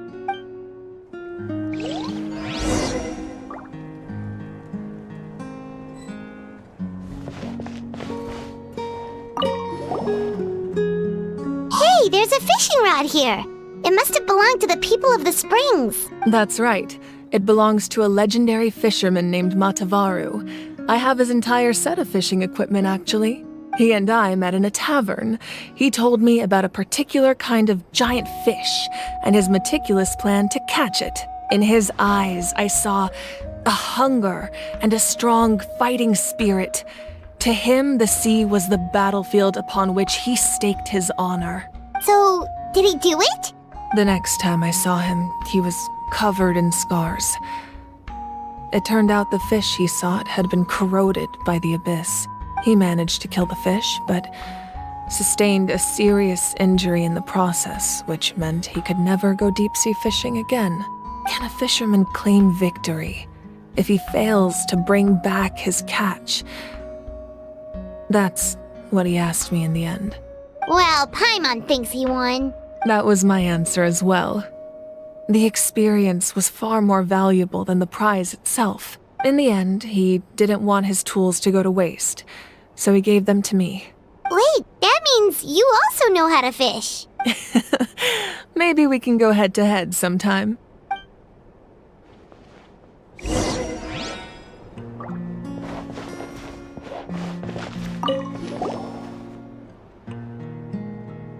The powder still needs some time to settle, so let's wait a little longer. Well, what do you think of my collection? Do you feel like you have a better understanding of Natlan's culture now? Yeah! If each item represents a different story, seems like Natlan's really been through a lot. Does every item hold a special memory, just like Atea's talisman? That's right. The items in my collection actually serve a similar purpose to the ancient names passed down among the tribes. They demonstrate the true shape of time. The shape of time? Most people perceive time as a linear concept, almost like a straight line that can only move forward. We cannot change the past or predict the future. But there's also a different theory, one that I believe to be closer to the truth. Namely, that the past, present, and future all exist at once. At once? Paimon's not sure she understands. Let's say your journey ended right now. Thinking back on your experience in each nation, which one would you say was the most important? Exactly. Even at the end of your journey, the things you experienced along the way don't cease to exist. They become part of who you are. Take out a portion of that journey, and you would likely make very different decisions, and eventually arrive at a very different destination. The future is the same way. It exists even though it has yet to come to pass. We just lack the means to perceive it. Of course, there are those with the power to foresee the future. They simply call it by a different name. Fate. You're quite familiar with that concept, I would imagine. That does kinda make sense. The future hasn't happened, but already exists. Humanity excels at living in the present, but too often we forget the past and neglect the future. While the pilgrimage and the Night Warden Wars lead us to a better future. Only by uniting the people of Natlan across countless eras can we fight back against an enemy as formidable as the Abyss. To come up with such a set of rules, the first Pyro Archon must have possessed a level of insight I can only imagine. That's correct. At first, he was a mortal man with no special power. After he ascended to the Divine Throne, he used it to borrow power from the heavens and establish the rules of Natlan, namely a framework through which ordinary people can ascend to Archonhood. By holding the pilgrimage, we're able to determine the strongest among us, and when that person ascends to the Divine Throne, their inner flame will awaken. In addition, the sacred flame will grant them significant knowledge and memory of this land. After all, that's how I came to know everything I just told you. So, it all comes down to the power of the Divine Throne and the rules. Wait, is that a family portrait? Yes, that's my mother, father, younger sister, and the little saurians we raised. I turned a piece of my dad's leather armor into a canvas and commissioned a famous artist to paint our likeness. Your sister is so cute! It looks like the two of you are really close. Paimon was having a hard time thinking of an Archon as an ordinary person, but seeing this portrait, it kind of makes sense now. It really doesn't look like there was anything special about you before. Oh, wait, is Paimon allowed to say that? A little late for that question, don't you think? Sorry! Paimon's so sorry! Paimon's mouth works faster than her brain sometimes! It's alright. I'd never get upset over something like that. No matter what others may say, my past is a precious part of my identity. I'm forever proud of the life I used to lead. Becoming the Archon doesn't mean you sever ties with your family. The position just comes with a lot of responsibilities, so it impacts how often you get to see them. My father made the most delicious stew, so my sister would often bring me a large pot of his cooking, and we would sit on a blanket and eat it together. One time, we didn't close the door securely, and the Saurians we were raising ran into the room and knocked over the entire pot. My sister immediately burst into tears. The two troublemakers were going for the meat, but when they saw my sister's distress, they froze on the spot. I still remember the way they laid there, sulking like a pair of children, even after making such a mess.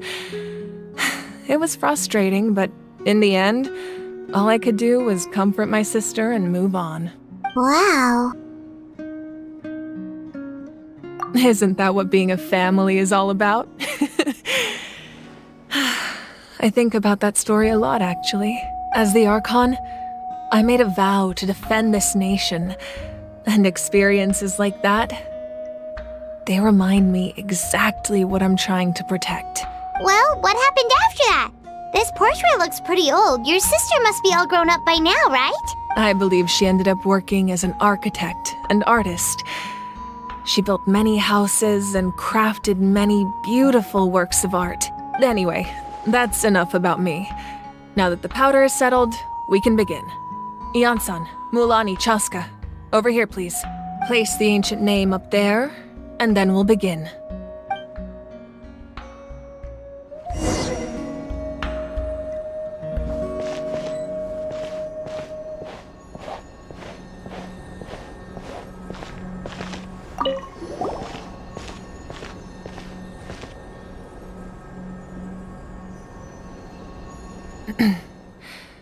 Surely as the echoes of life resound through heaven and earth, so too shall our stories remain eternal. Ancient name, take us to your fated bearer. Allow her to answer our call.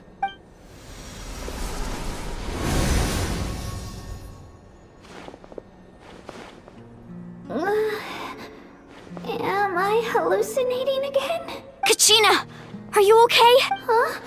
I'm not seeing things, am I? Is the Abyss playing tricks on me again? It's okay, Kachina. It's just us. We're trying to find a way to bring you back. Everyone, you have to listen to me. I've been investigating the Night Kingdom this entire time, and I figured out what's wrong. The Wyab is being affected by the Abyss. I was waiting for the Wyab to send me back, but then this really strong monster came in and it almost killed me. The Wyab saved me, even though its power is weakening.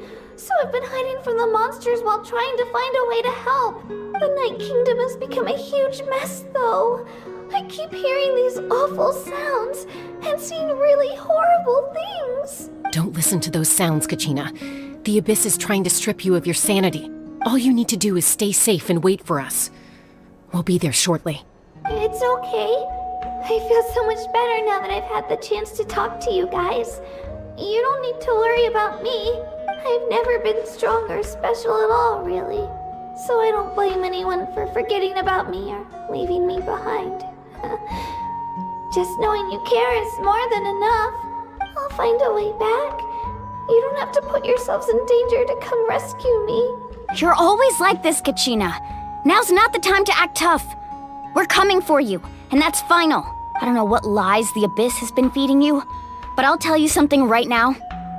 Nobody here sees you as a burden. You're a victor of the Night Warden Wars, a hero of Natlan.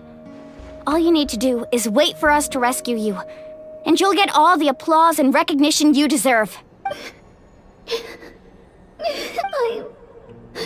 I'm really scared. Everything's so dark and creepy here. And I want to go home. Still, I don't want you to put yourselves in danger because of me. I don't want to hold anyone back ever again. All you need to do is place your trust in us, just like you always have. No one fights alone. We're not leaving you behind. Not ever. Yeah, we're so close, we can't call it quits now!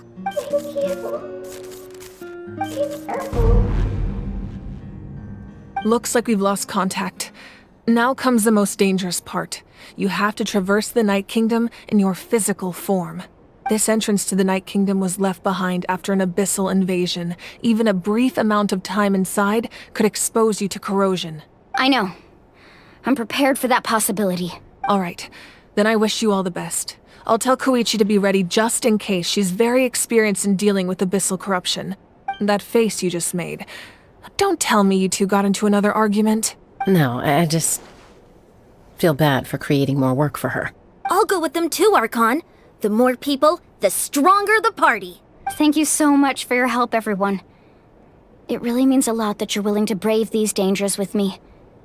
And there's no time to lose, so let's get going. Now that I've lost my power, I won't be able to provide much practical support. But I can still keep an eye on the situation from here. Eon-san, I know it's unlikely, but if you encounter a situation you can't handle... That won't happen. I hope not.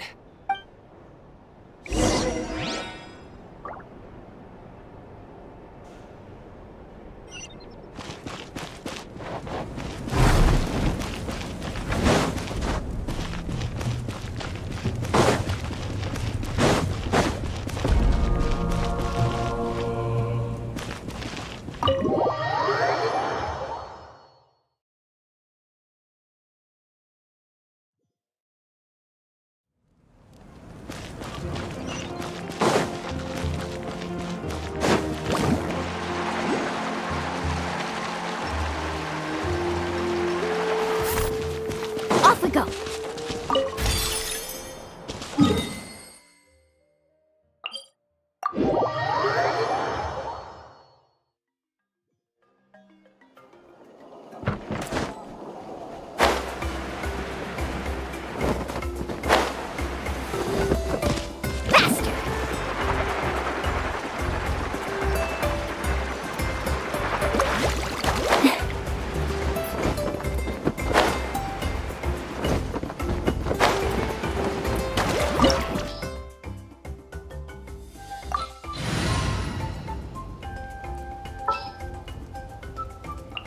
Time to get down to business.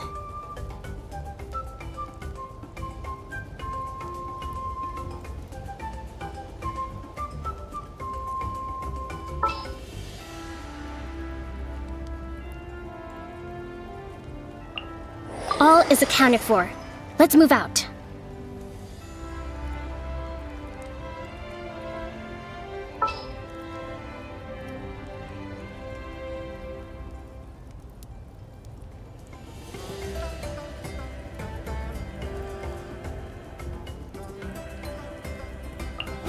I'll bring my seasonings.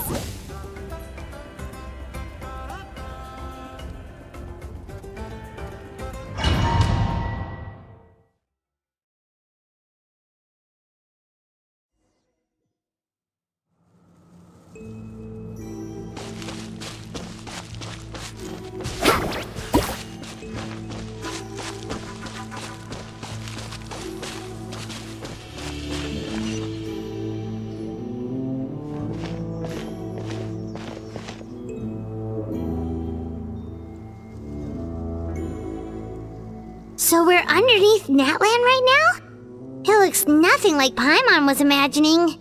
That's because in the distant past, Natlan was home to an incredibly advanced civilization ruled by dragons. Humans only established their own society after the fall of the dragons. So these are Saurian ruins? Wait, you mean like the elemental sovereigns? They had their own advanced civilization? Yes, a really long time ago. Very few records have survived until now, so no one really knows what the devices here are for.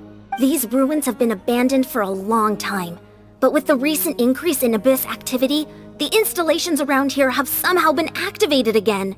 So what you're saying is, we're not in for an easy trip to the Night Kingdom. No, it's going to be obstacle after obstacle from here on out.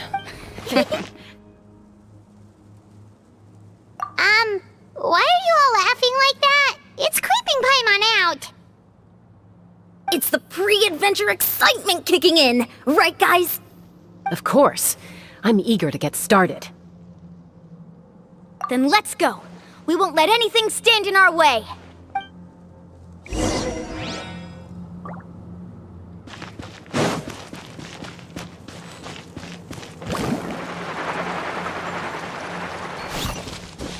Seems like the road ends here. How should we get across? As a professional trainer, I think you could stand to build up your endurance, Paimon. Professional trainer? Paimon thought you were a warrior from the Collective of Planning. Well, that goes without saying. But I actually work as a sports coach. I provide professional guidance for many of Natlan's popular sports. And I don't just mean physical training.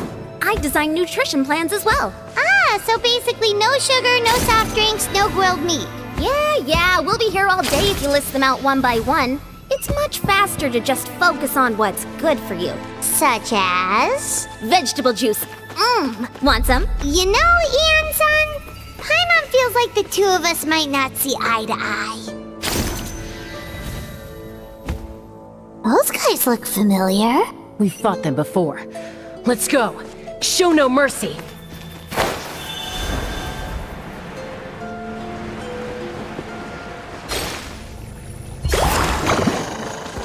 Boba, get them! Let's get it on! Ha!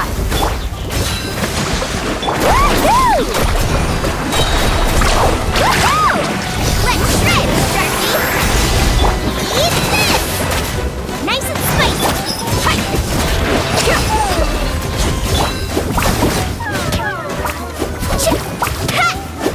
Carving waves! Amazing! Woohoo! Out of the frying pan! Look alive! Ho! Off we go! Need a surfboard? Oh, chill out!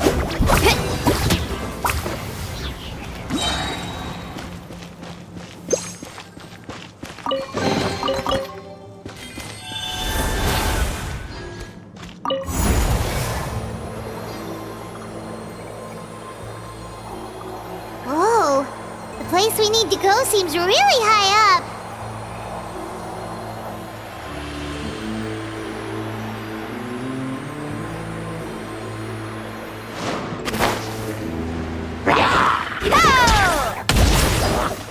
Boba, get them! Let's get it on!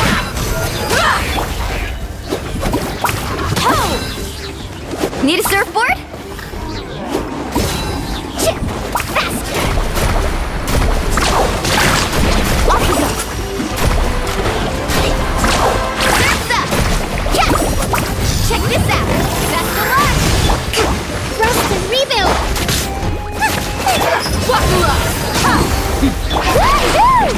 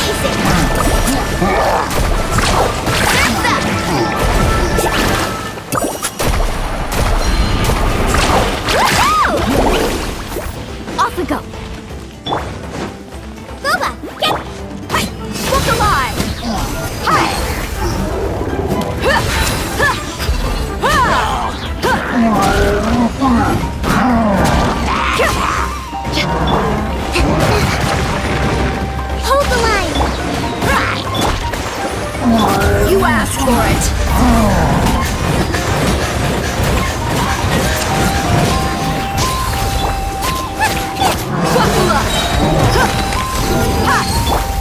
Let's shred, Sharky!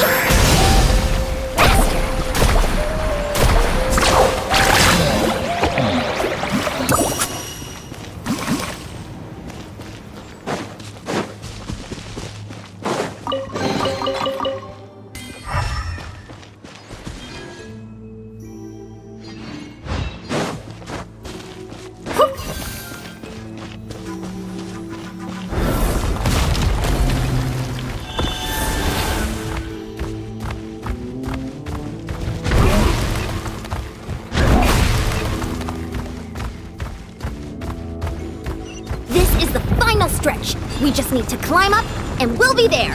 Nothing to it. Easy for you to say.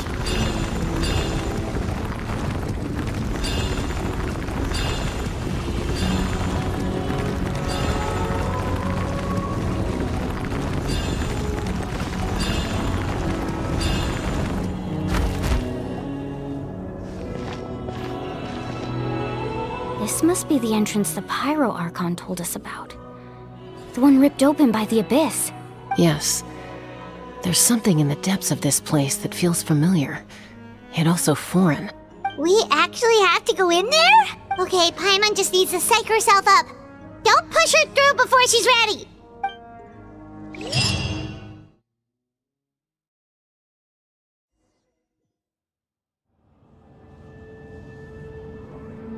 Hey! You don't have to drag Paimon! You're pulling too hard!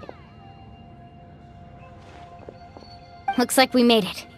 This is the Night Kingdom. It looks so different from what I imagined in the stories.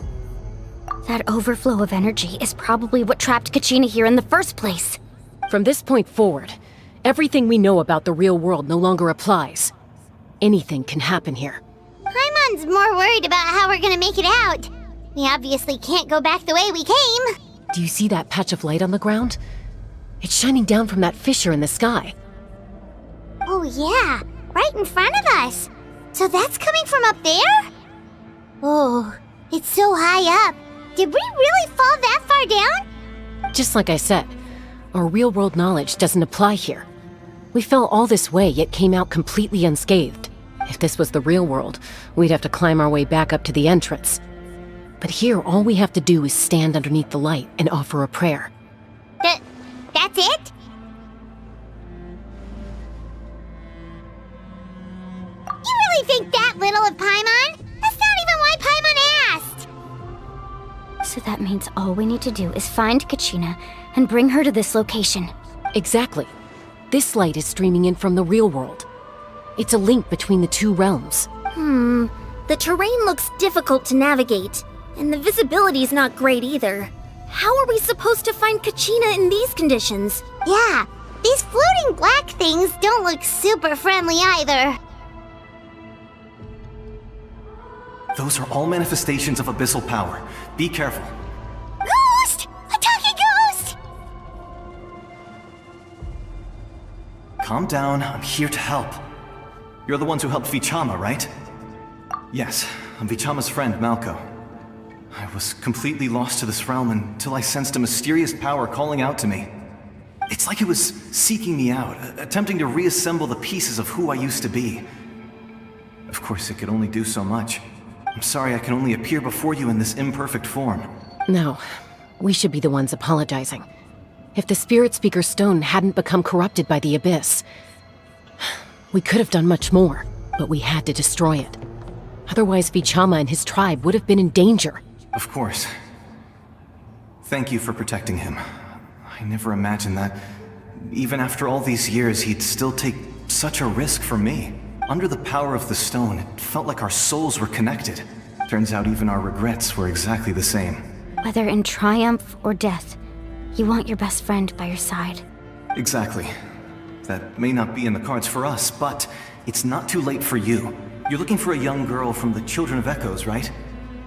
She's being chased by an embodiment of abyssal power. I'd like to help her while I'm still in this form, so follow me. Be careful.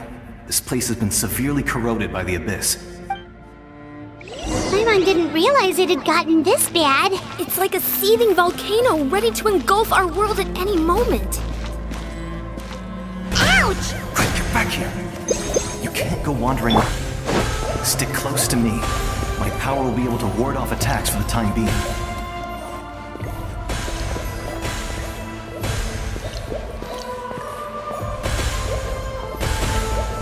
We won't be able to keep this up. Let's try another route. This way.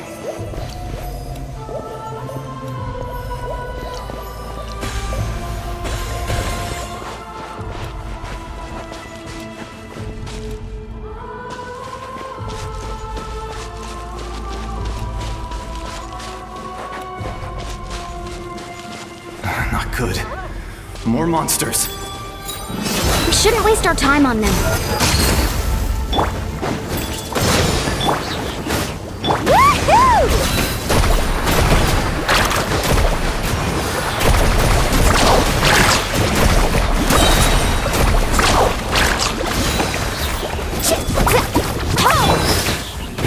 Look alive!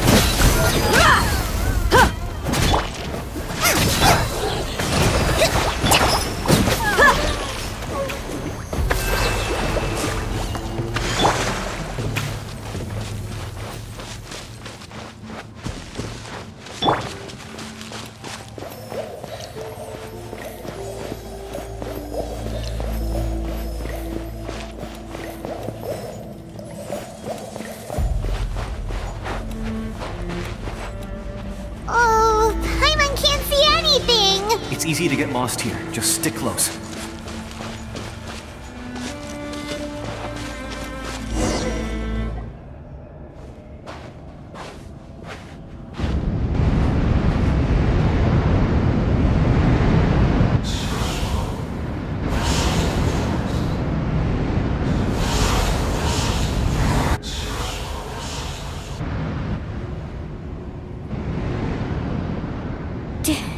Did you hear that?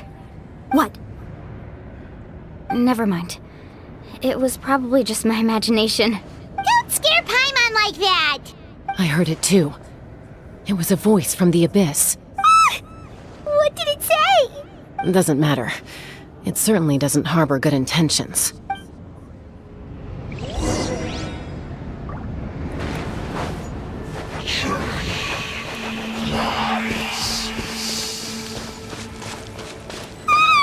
Paimon just heard it too! Let's keep going. Paimon wants to get out of this place!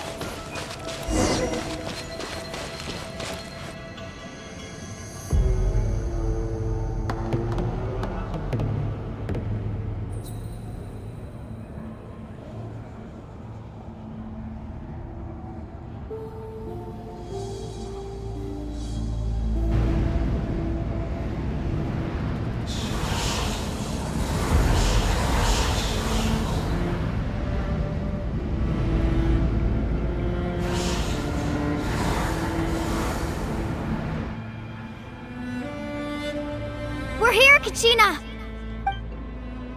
Oh, honey? You made it! Looks like our reunion will have to wait until we take care of these monsters. Good idea. Let's go! Let her rip! Out of the frying pan, into the fire! Let's get it on! Hi! Hold the line! Let's ride! Amazing! Check this out! Best of luck! Ha! You're here! You're finally here! Thank you so much! That monster can appear from anywhere! It almost caught me a bunch of times. The YF's power helped keep me hidden, so I just tried to stay out of sight until you got here. Atta girl. You did so well. And most importantly, you weren't hurt. Should we start heading back then?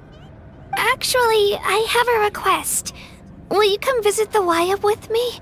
I can't exactly put it into words, but something's wrong with the Ode of Resurrection. And I know it has something to do with the contamination from the Abyss. That was the Pyro Archon's theory as well. Everything we've seen here certainly seems to back it up. In the Night Kingdom, there are 6 main totem poles representing the Wyab of each tribe. You can think of them like the body of each Wyab. Additional totem poles, like the ones around here, serve as proxies to which the Wyab can extend their consciousness. There are countless proxies scattered around the Night Kingdom. Through them, the Wyab can extend their consciousness over the entire realm and track down souls no matter where they roam. But if a proxy were to become severely contaminated, then a soul could become lost within the Night Kingdom. Judging by the current situation, I don't think we're dealing with just one contaminated proxy. Even if we could drive back the abyssal power from one of them, that probably wouldn't even put a dent in the problem. Still, we can't just leave the Wyab to suffer. It's protected me this whole time. I agree. We might even manage to draw out the monster that's been hunting Kachina. Getting rid of the monster might slow down the deterioration of the Night Kingdom. Kachina? What's wrong? Nothing. Just a headache. And that voice again, telling me to abandon the Wyab and leave this place. Maybe we really should leave. Kachina's already been here for too long. No, I'm fine. I don't plan on listening to that nonsense. I can hold on. Just up ahead. I'll lead the way. Besides, I can still fight, so please, help me out a little longer. Listen to me, Kachina. We'll come with you, but that's because we want to help the Wyab. Not because we have something to prove. You don't have anything to prove either. It's okay if you reach your limit. We'll be there for you. All right. The sooner we get this done, the better. We've already come all this way, so we might as well try to get to the bottom of this. Let's go. This way. I'll stay here and try to stall the Abyss monster. All by yourself? That's too dangerous. It's all right. I may not be as strong as that monster, but I'm definitely more familiar with the area. Besides, I don't have much time left. If you're anything like my friend, I'm sure you're not particularly fond of goodbyes. So go. Achieve your goal, and return to the world where you belong. Thank you for everything. You're a true hero. Thank you. No one fights alone.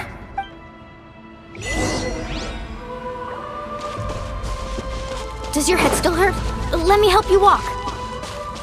I'm fine. You should know I'm made of stronger stuff than that.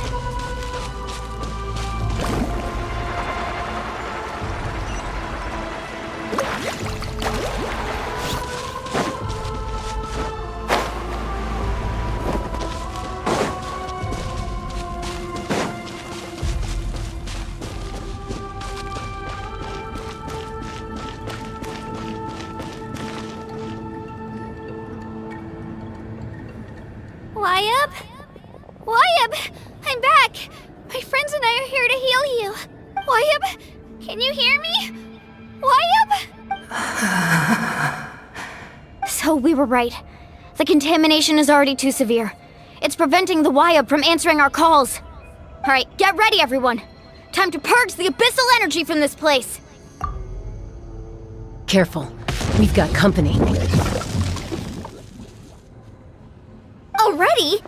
You really think that puny soul could slow me down? Courage in the face of futility is pure folly. He tried to get in my way, so I disposed of him. You killed Malco? He would have dispersed with or without me.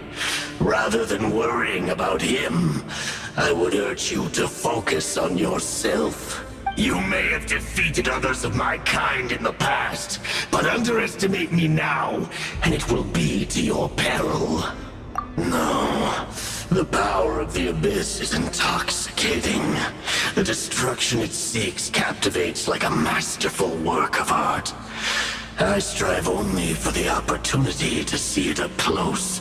I thought this naive little girl was an exception, but it turns out humanity is full of lambs willing to offer themselves up to the slaughter. That is the tragedy of your short lives. You understand nothing of all-encompassing power. Ancient names, pride, friendship, all empty ideas invented to give you a false sense of self-worth. They possess no power at all. The Pyro Archon created those grandiose ideals out of pure selfishness. Anything to avoid sharing power. Anything to avoid handing over the primordial gift to ordinary people like you. Don't believe me? Then ask yourself, why is the Pyro Archon strong beyond measure, while you, Kachina, remain so pathetically weak? Kachina, give me your hand.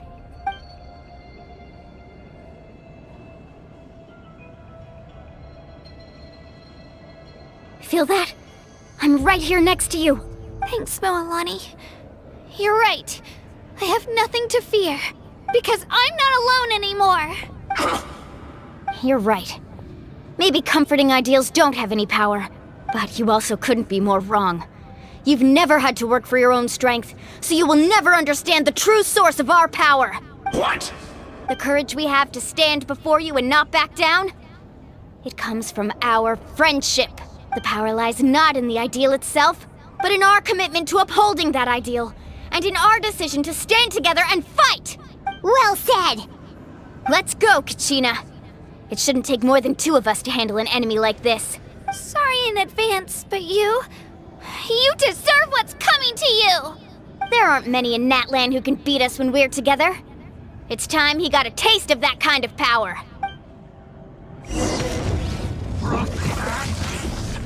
Let the flames of redemption Right here! power of flames compel Hear the infernos call! Let the flames of redemption Right here! how brightly burns the truth! Let's ride!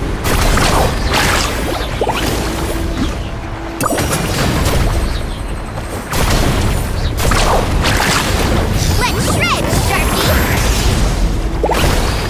What a small price! Corruption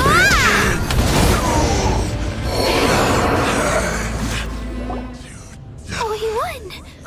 We actually won!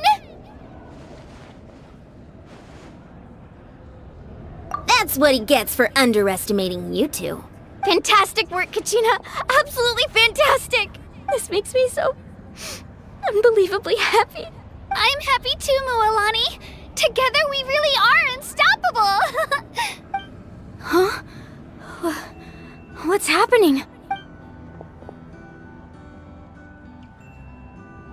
My ancient name is glowing? But I thought I didn't bring it with me. It's probably a projection from the real world.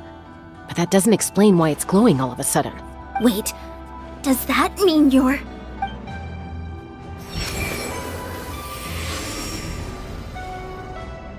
That was a bold move, diving headfirst into the fire to save your friend, especially in a place so overrun with abyssal corruption.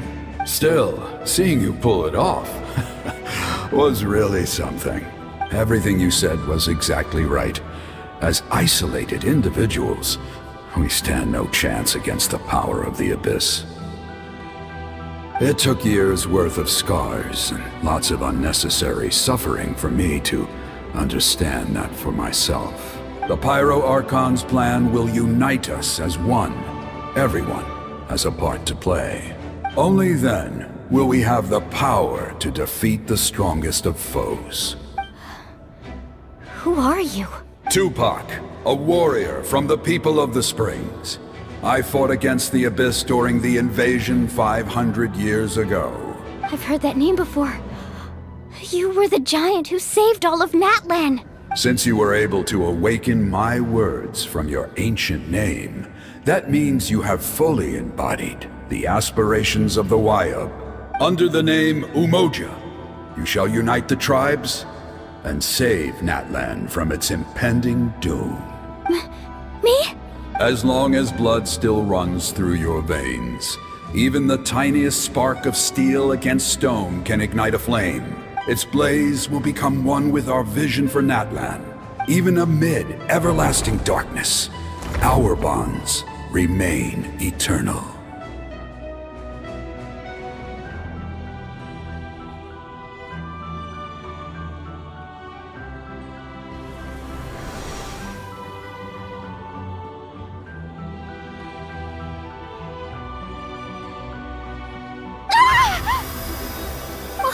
What's wrong, Moalani?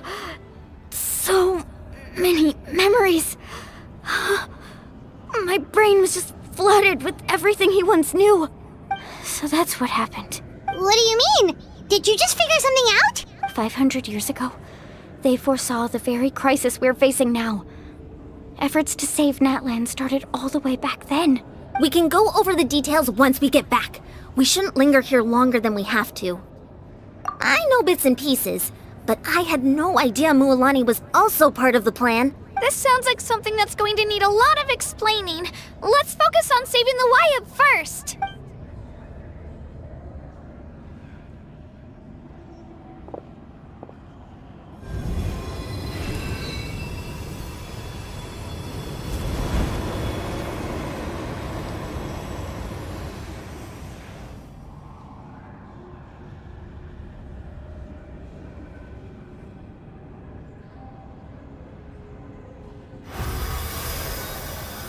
Okay, that should be enough. Wayab? Can you hear me? I hear your voice, Kachina, my dear child. Great. Well then, I'm afraid it's time to say goodbye.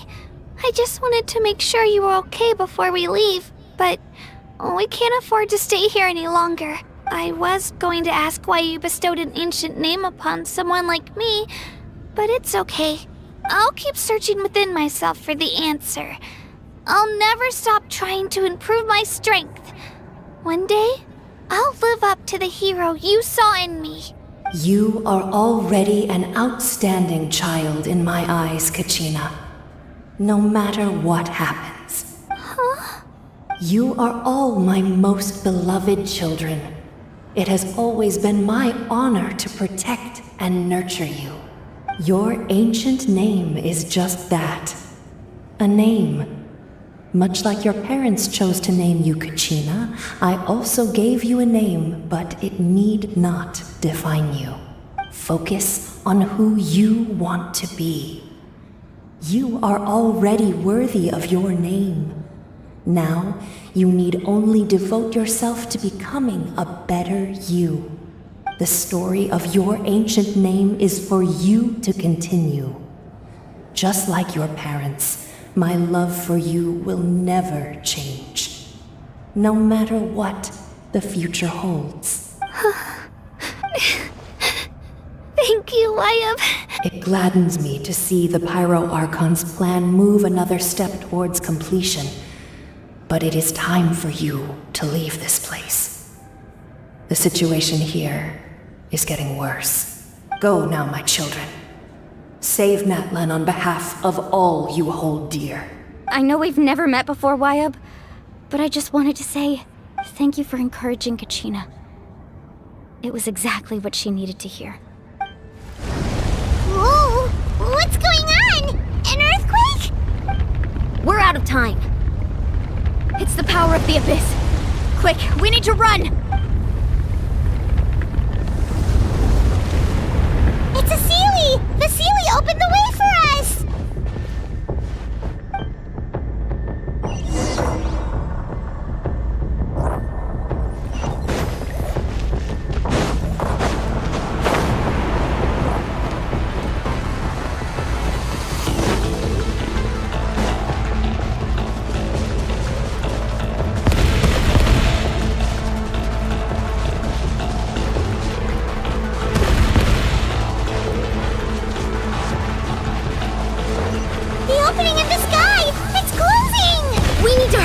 Or we'll be stuck here!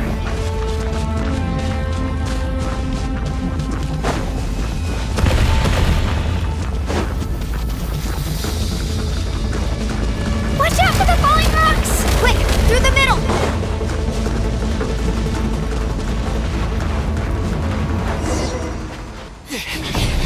Come on, faster!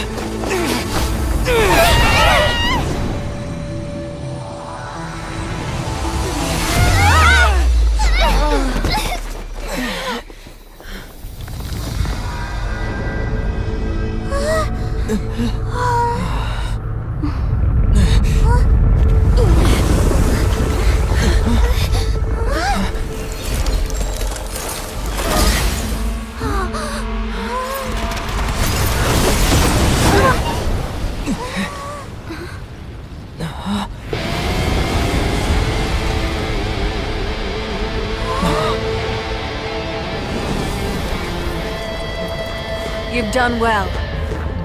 Now come home.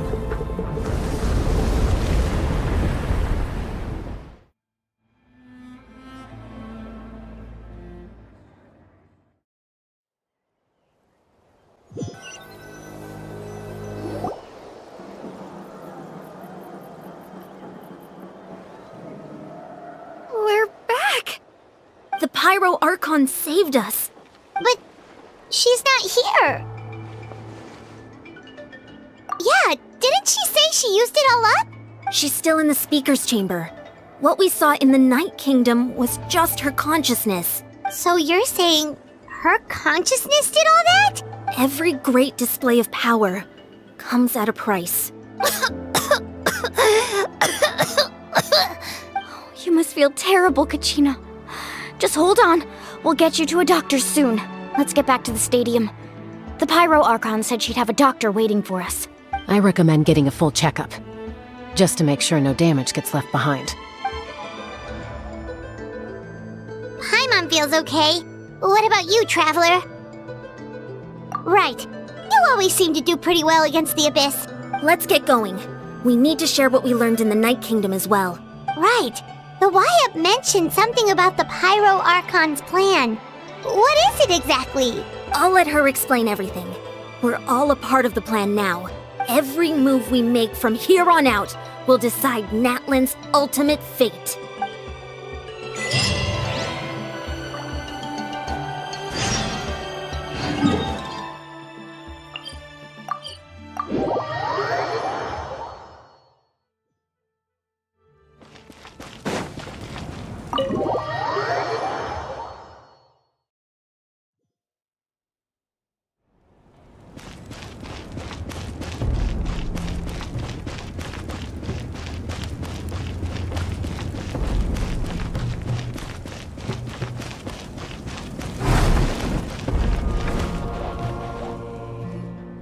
Huh.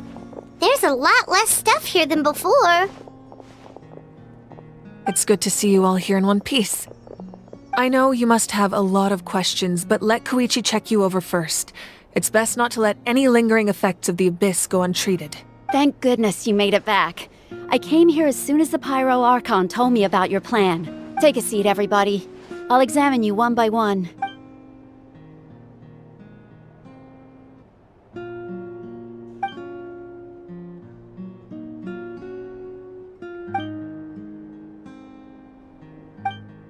All right, that should do it for now. But just to be safe, I'll perform another checkup in a couple of days. I have to say, though, I've never seen anyone react to the Abyss like you, Traveler. It's like you're completely immune to its power. He always has been special like that. He can even purify its power. Wait, now that you mention it, Paimon doesn't think she's affected either. Given the current situation, that ability will likely play a great role in the events to come. Of course. I still have patients to see, so I'll head out. Thank you, Koichi. All right. We might not see eye to eye, but we both had good intentions. Just give it time. I'm sure we'll figure things out between us one day. Yeah. All right. There's so much to discuss, I don't even know where to begin. You've seen it for yourselves now. The devastation in the Night Kingdom. I'll get straight to the point. Natlan is on the verge of destruction. It's very possible our nation has less than a year before total devastation. Huh? No. That can't be true, can it? That's right. But I've only ever disclosed that fact to the handful of people working with me to save this nation. Our looming destruction is not a recent development, but the inevitable conclusion of the disaster the Abyss initiated 500 years ago. Mualani told us a little bit about that. 500 years ago, all the nations of Teyvat were invaded by the Abyss. Unlike the other nations, Natlan never had stable and deep-rooted ley lines, so we suffered the worst of the invasion. The battle against the Abyss was exceedingly long and brutal. In the end, victory came at the cost of our civilization and countless lives. Even then, It took centuries of solving the disasters caused by the Abyss to finally achieve the peace we know today. And still, this is but a superficial victory. The forces of the Abyss have merely been driven back underground.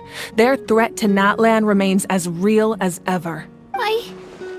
I'd never have guessed. The problems plaguing the Night Kingdom are all the more complicated because that realm is essentially functioning as Natlan's ley lines. Immediately after the war, our calculations estimated that we would have a maximum of 500 years before the Night Kingdom was completely lost to the Abyss. But at that time, we were a nation of the destitute.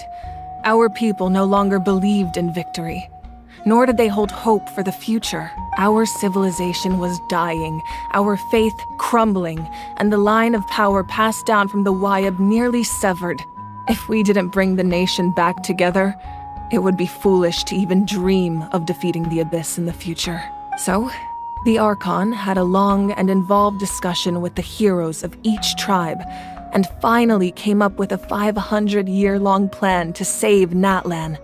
So that's what happened. After finding Kachina, I encountered a strange figure who gave me a series of new memories. Since the plan was mentioned in those memories, I guess I've been chosen to play an important role in it. But there's still something I don't understand. Those memories showed me the Pyro Archon from back then. And it was you. Huh? But that doesn't make any sense. The Pyro Archon is supposed to be human. It's impossible for a human to live that long. That's right. The hardest thing for humans to overcome has always been time, or rather, the natural limitations of our lifespan. A god can extend a human's life by using a certain amount of divine power, or subjecting them to a curse. But, as we all know, Natlan doesn't have gods like that. We can only rely on our own methods. A human life is like a flame destined to be extinguished.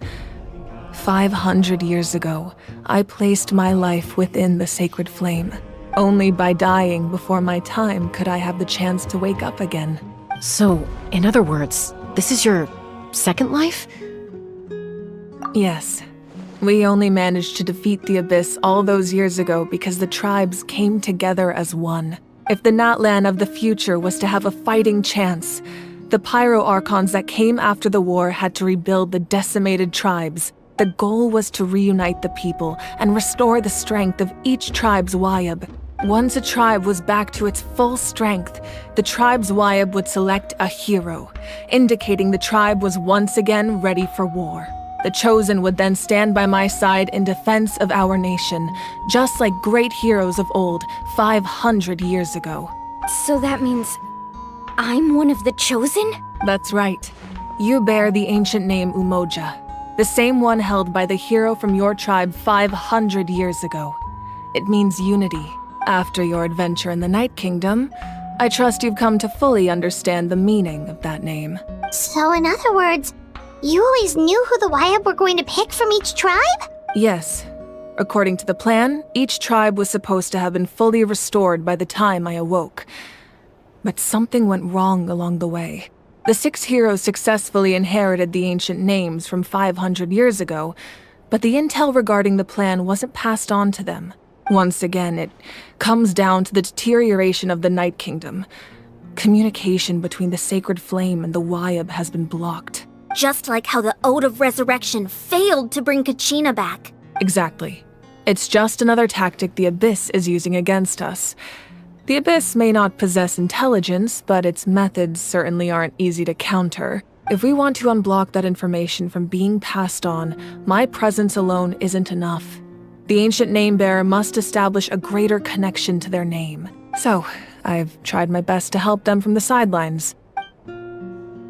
Currently, Shilonin of the Children of Echoes, Kinich of the Scions of the Canopy, and Iansan of the Collective of Plenty have all been acknowledged by their names.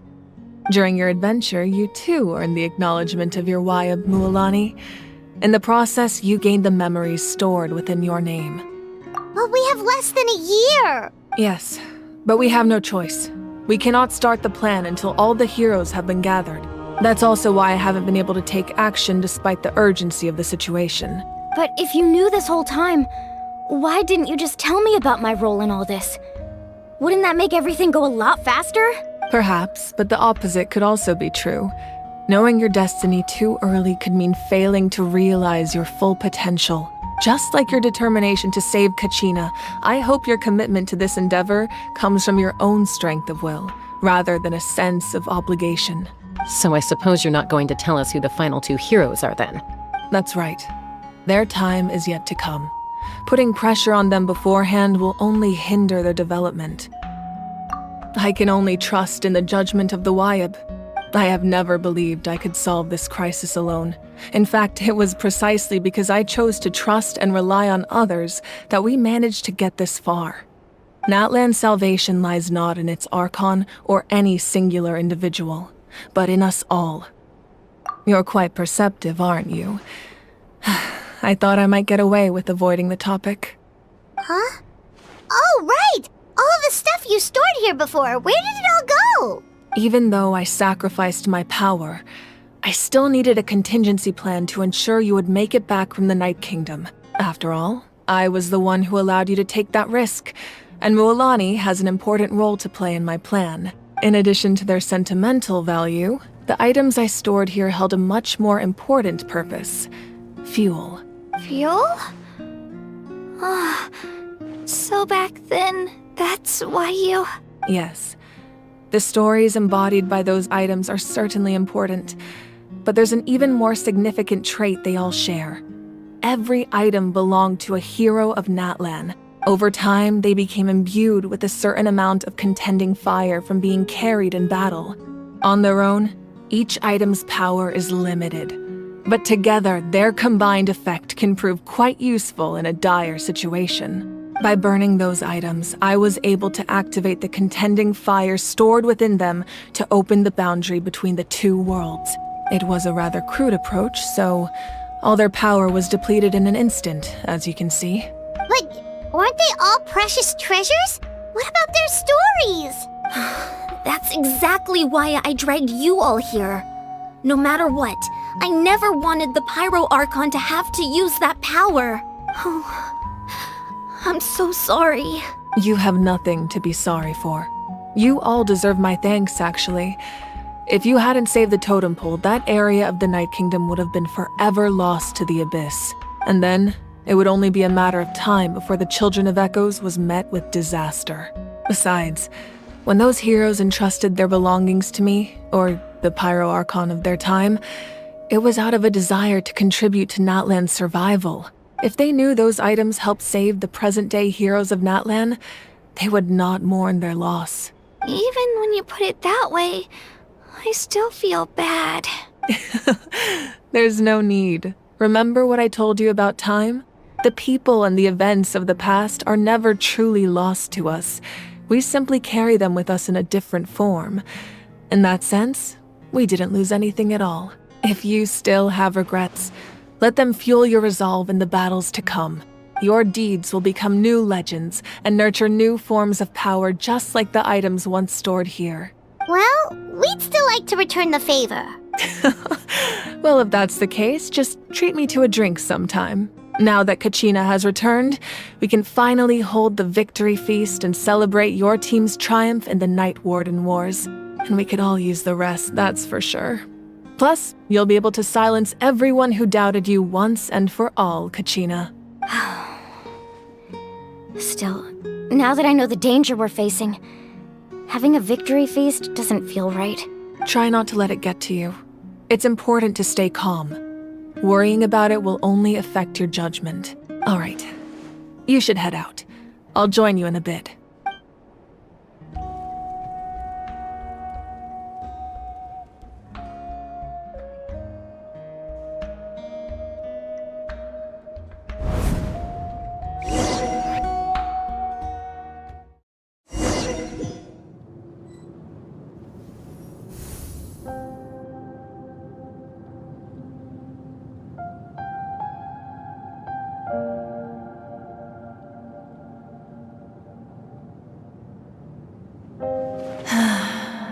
When I was young, I used to sit by the hot springs and listen to the stories of warriors from all over Natlan.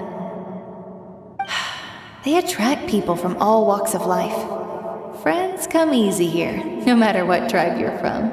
The people of the springs have never claimed the hot springs as their own private property. They are there to bring all hot spring buddies together. It's been really nice seeing the children of my tribe get older. It's helped me gradually understand the true value of the springs. I've witnessed their energy, their determination, their absolute passion for life. Even when they cause trouble, I never managed to hold on to my anger for long. It's unbelievable how quickly they worm their way back into my good graces. I'm certain Mualani will become a great warrior when she grows up. She possesses infinite potential. I can see it. One day, when I'm no longer in fighting form, I'll come here and tell stories to all the children, just like those warriors did for me. So, you better get busy, Pyro Archon, or I'll end up running out of stories.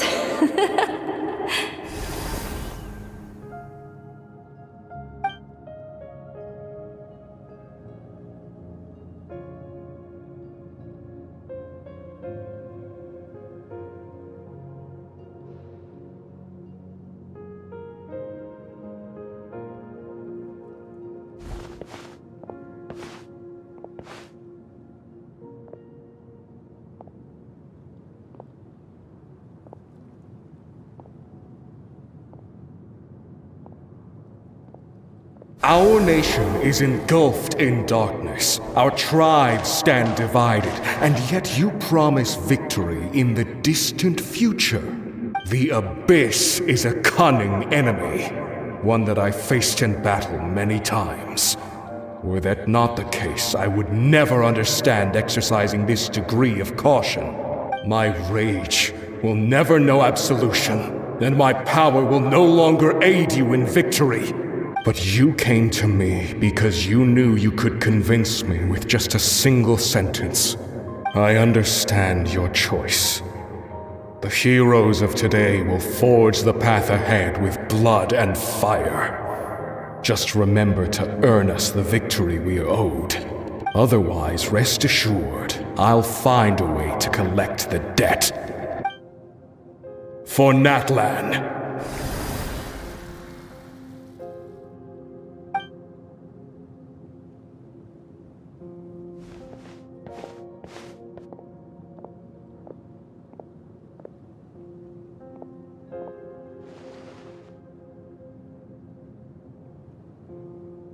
So, you're gonna head 500 years in the future to serve as the Pyro Archon again? But what about the you from right now? You're just gonna die? You can't ask her those questions and expect her to answer, my dear. The decision is hers to make, and she deserves our support. We will do everything we can to rebuild the tribes. Don't you worry. Even across time, we will all do our part to fight for Natlan's future. Yeah, Mom's right. We'll always believe in you, sis. Oh, seriously though, Dad should be here. Where is he? I imagine he didn't know what to say, so he chose not to come at all. Don't take it to heart, my dear. That's just who he is. Just remember, no matter what happens in the future, we will always love you.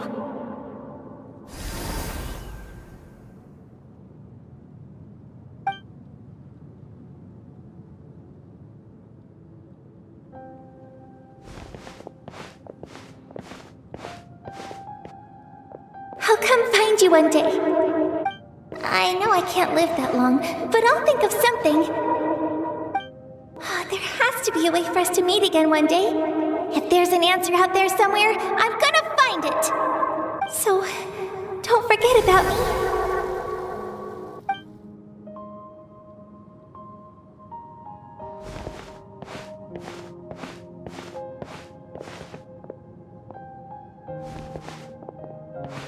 If that's your decision, then you have my full support, Archon. May our children live to see such a lovely son. For Natlan! No one fights alone.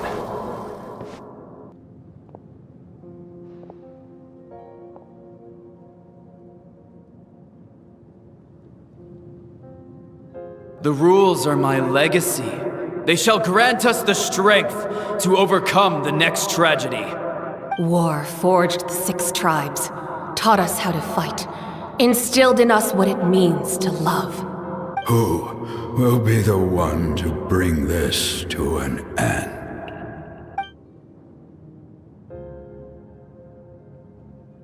We are the inheritors of memory and legend. Those who grew alongside sun and wind. Those who forged our own destiny and future. That is Natlan's fire, the lifeblood of our nation.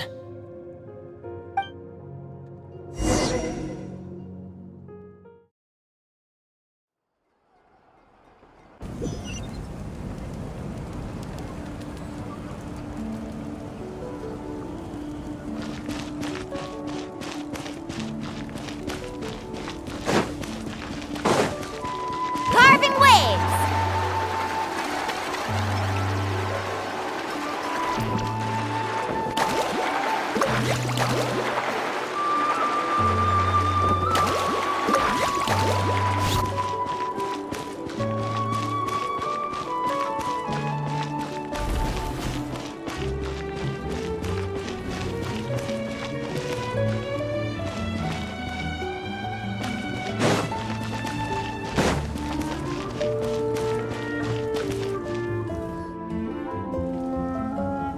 Koichi! You here for the victory feast too? Oh, no. I knew Chaska would be here, so I just came to deliver some medicine. I was about to leave, actually. It's not that I don't want to celebrate Kachina and the others. I'm so glad she made it back. It's just... well, I'll make things awkward if I'm around my sister right now. Ah, well, you two had a fight, so Paimon can understand. She didn't cause any trouble during your trip, right? Yeah, she was super helpful. She gave us a lot of useful information about the Abyss. That's good. That's all I needed to know. Is there a reason you asked? You were pretty outspoken when we first met, but now it's like you're holding something back. Maybe it seemed unreasonable, picking that fight with her before you left, but I did it for a reason. Her impulse to fight is extremely strong. Her mental strength helps her rein it in, but she still loses control sometimes. I had no idea what you might face in the Night Kingdom, so I didn't want to take any chances. So what you're saying is... Okay, so maybe it sounds a little stupid, but it works pretty well. It helps her keep her cool for a little while, at least. Anyway, I'm just glad you were able to make it back safe and sound. That's all I wanted. But do you really have to go that far? Can't you just talk it out? No way. Chaska never opens up about her own pain, especially to her family. She can't learn about this, or it'll be even harder to help her.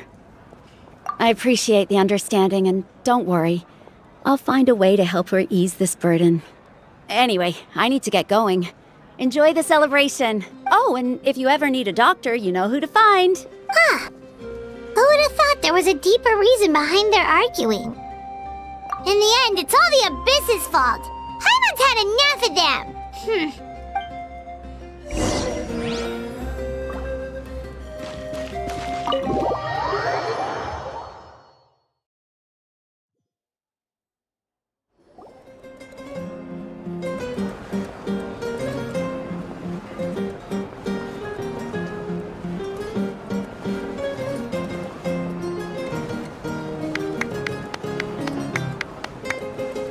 Let's give a huge round of applause to our brave young warrior, Kachina!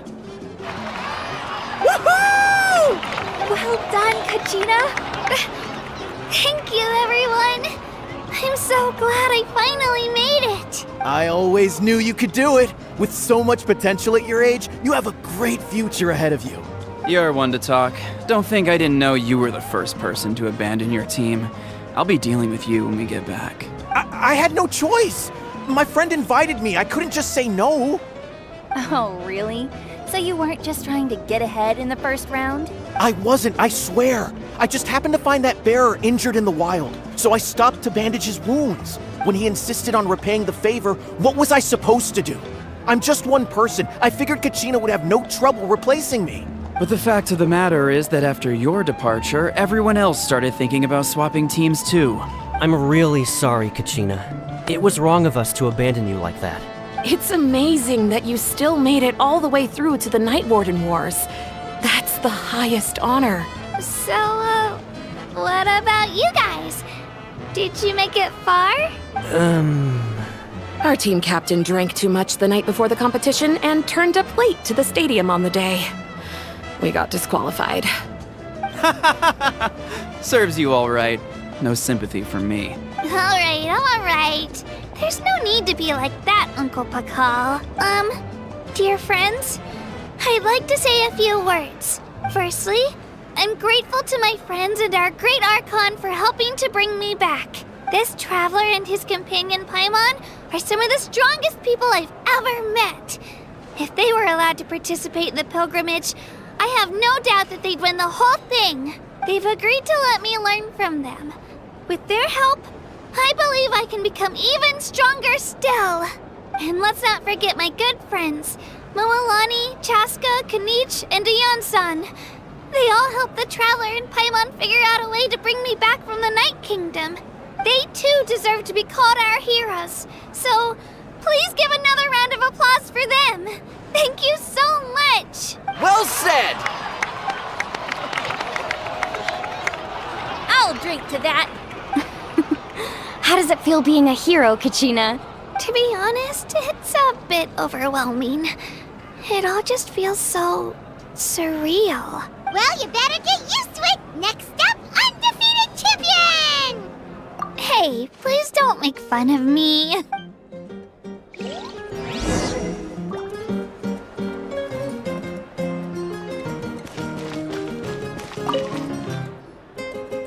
You're here. Have some fruit juice. I got it specially for you two. How did you know? That's Paimon's favorite! You look like you've still got questions. Ask away. Because they had their own lives to live. The thought of telling them, abandon your families and everyone you love, and come with me to the end of time, for in 500 years Natlan will be destroyed, it seemed too cruel.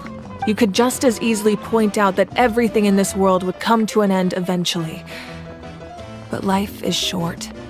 And beyond a point, it just doesn't seem real. Imagine if I said, let's leave right now and go save the sun because it'll flame out in a few million years. It would sound quite ridiculous. I couldn't make them shoulder that burden with me. Besides, every generation will have its heroes, this one included. The plan could still work without them, or, of course, without me. But since I was the one who came up with the plan, I felt duty-bound to see it through to the end. Paimon's suddenly remembering that portrait in your room. Was that your family from back then? Yes, it was. So when you asked me who my sister grew up to be, the truth is that very little information survives. From what I've been able to piece together, I can conclude with a reasonable degree of confidence that she ended up as an architect and artist. She played an instrumental role in rebuilding the scions of the Canopy tribe, designing and building many houses. But of course, none of her buildings are around anymore. Still, it was an impressive achievement, and I'm very proud of her. You feel loss keenly. It seems to stir up feelings of regret in you. But this is something I have long since come to terms with. This is a war, and there can be no war without loss. I am already far more fortunate than those who lost their lives to the abyss. The people of Natlan look to me as their Archon, and the weight of their expectations is mine to bear. I must see our fate through to the very end, no matter what I may find there. Yeah, doesn't that mean the way everything ends has already been written, including your plan? I suppose, but so what? Don't forget time takes many forms. The past, present, and future coexist, and all are equally important. Even if the future ends in destruction, there's still no reason to give up on the here and now. And it's precisely because we humans cannot know our fate that we will never give up on our struggle. This is a pivotal moment. We are still 2 heroes short. Well, 3 to be precise. There's one further hero who I'm hoping to get on my side, whatever it takes. Your resistance to the corrupting power of the Abyss is truly remarkable. It would easily make you an all-important figure in the upcoming battle. If you agree to join us, you will not only gain my full support in your journey, but I will also forge a brand new ancient name for you. Ancient names can be forged? They can. Several strict conditions must be met, but if they couldn't be forged at all, then the number of them in circulation would have long dwindled to 0. Possessing an ancient name would mean that your adventures in Natlan are recorded in full. Your stories would be remembered by our people for all the years to come. The Ode of Resurrection may have temporarily lost its power, but still, take this as my personal guarantee that I shall never let you fall. Just like in the Night Kingdom, I will be there for you. That is a promise I will fulfill at all costs. This nation always honors its heroes. Yeah, we can't just ignore the situation here. Wonderful. Then I'll reach out to Shilonen right away. She's the one who will forge the name. We've never forged an ancient name for an Outlander before, but I trust she'll find a way.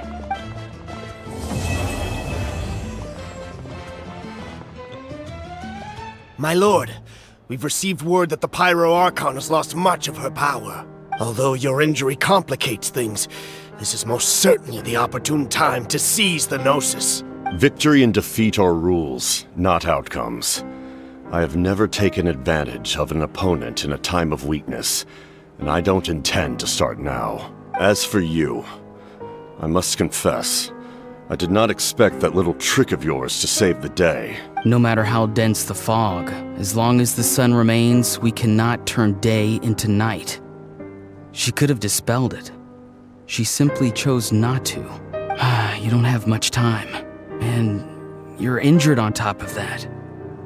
What do you plan to do next? I'm beginning to see just how useful you may turn out to be. You heard something from here, didn't you?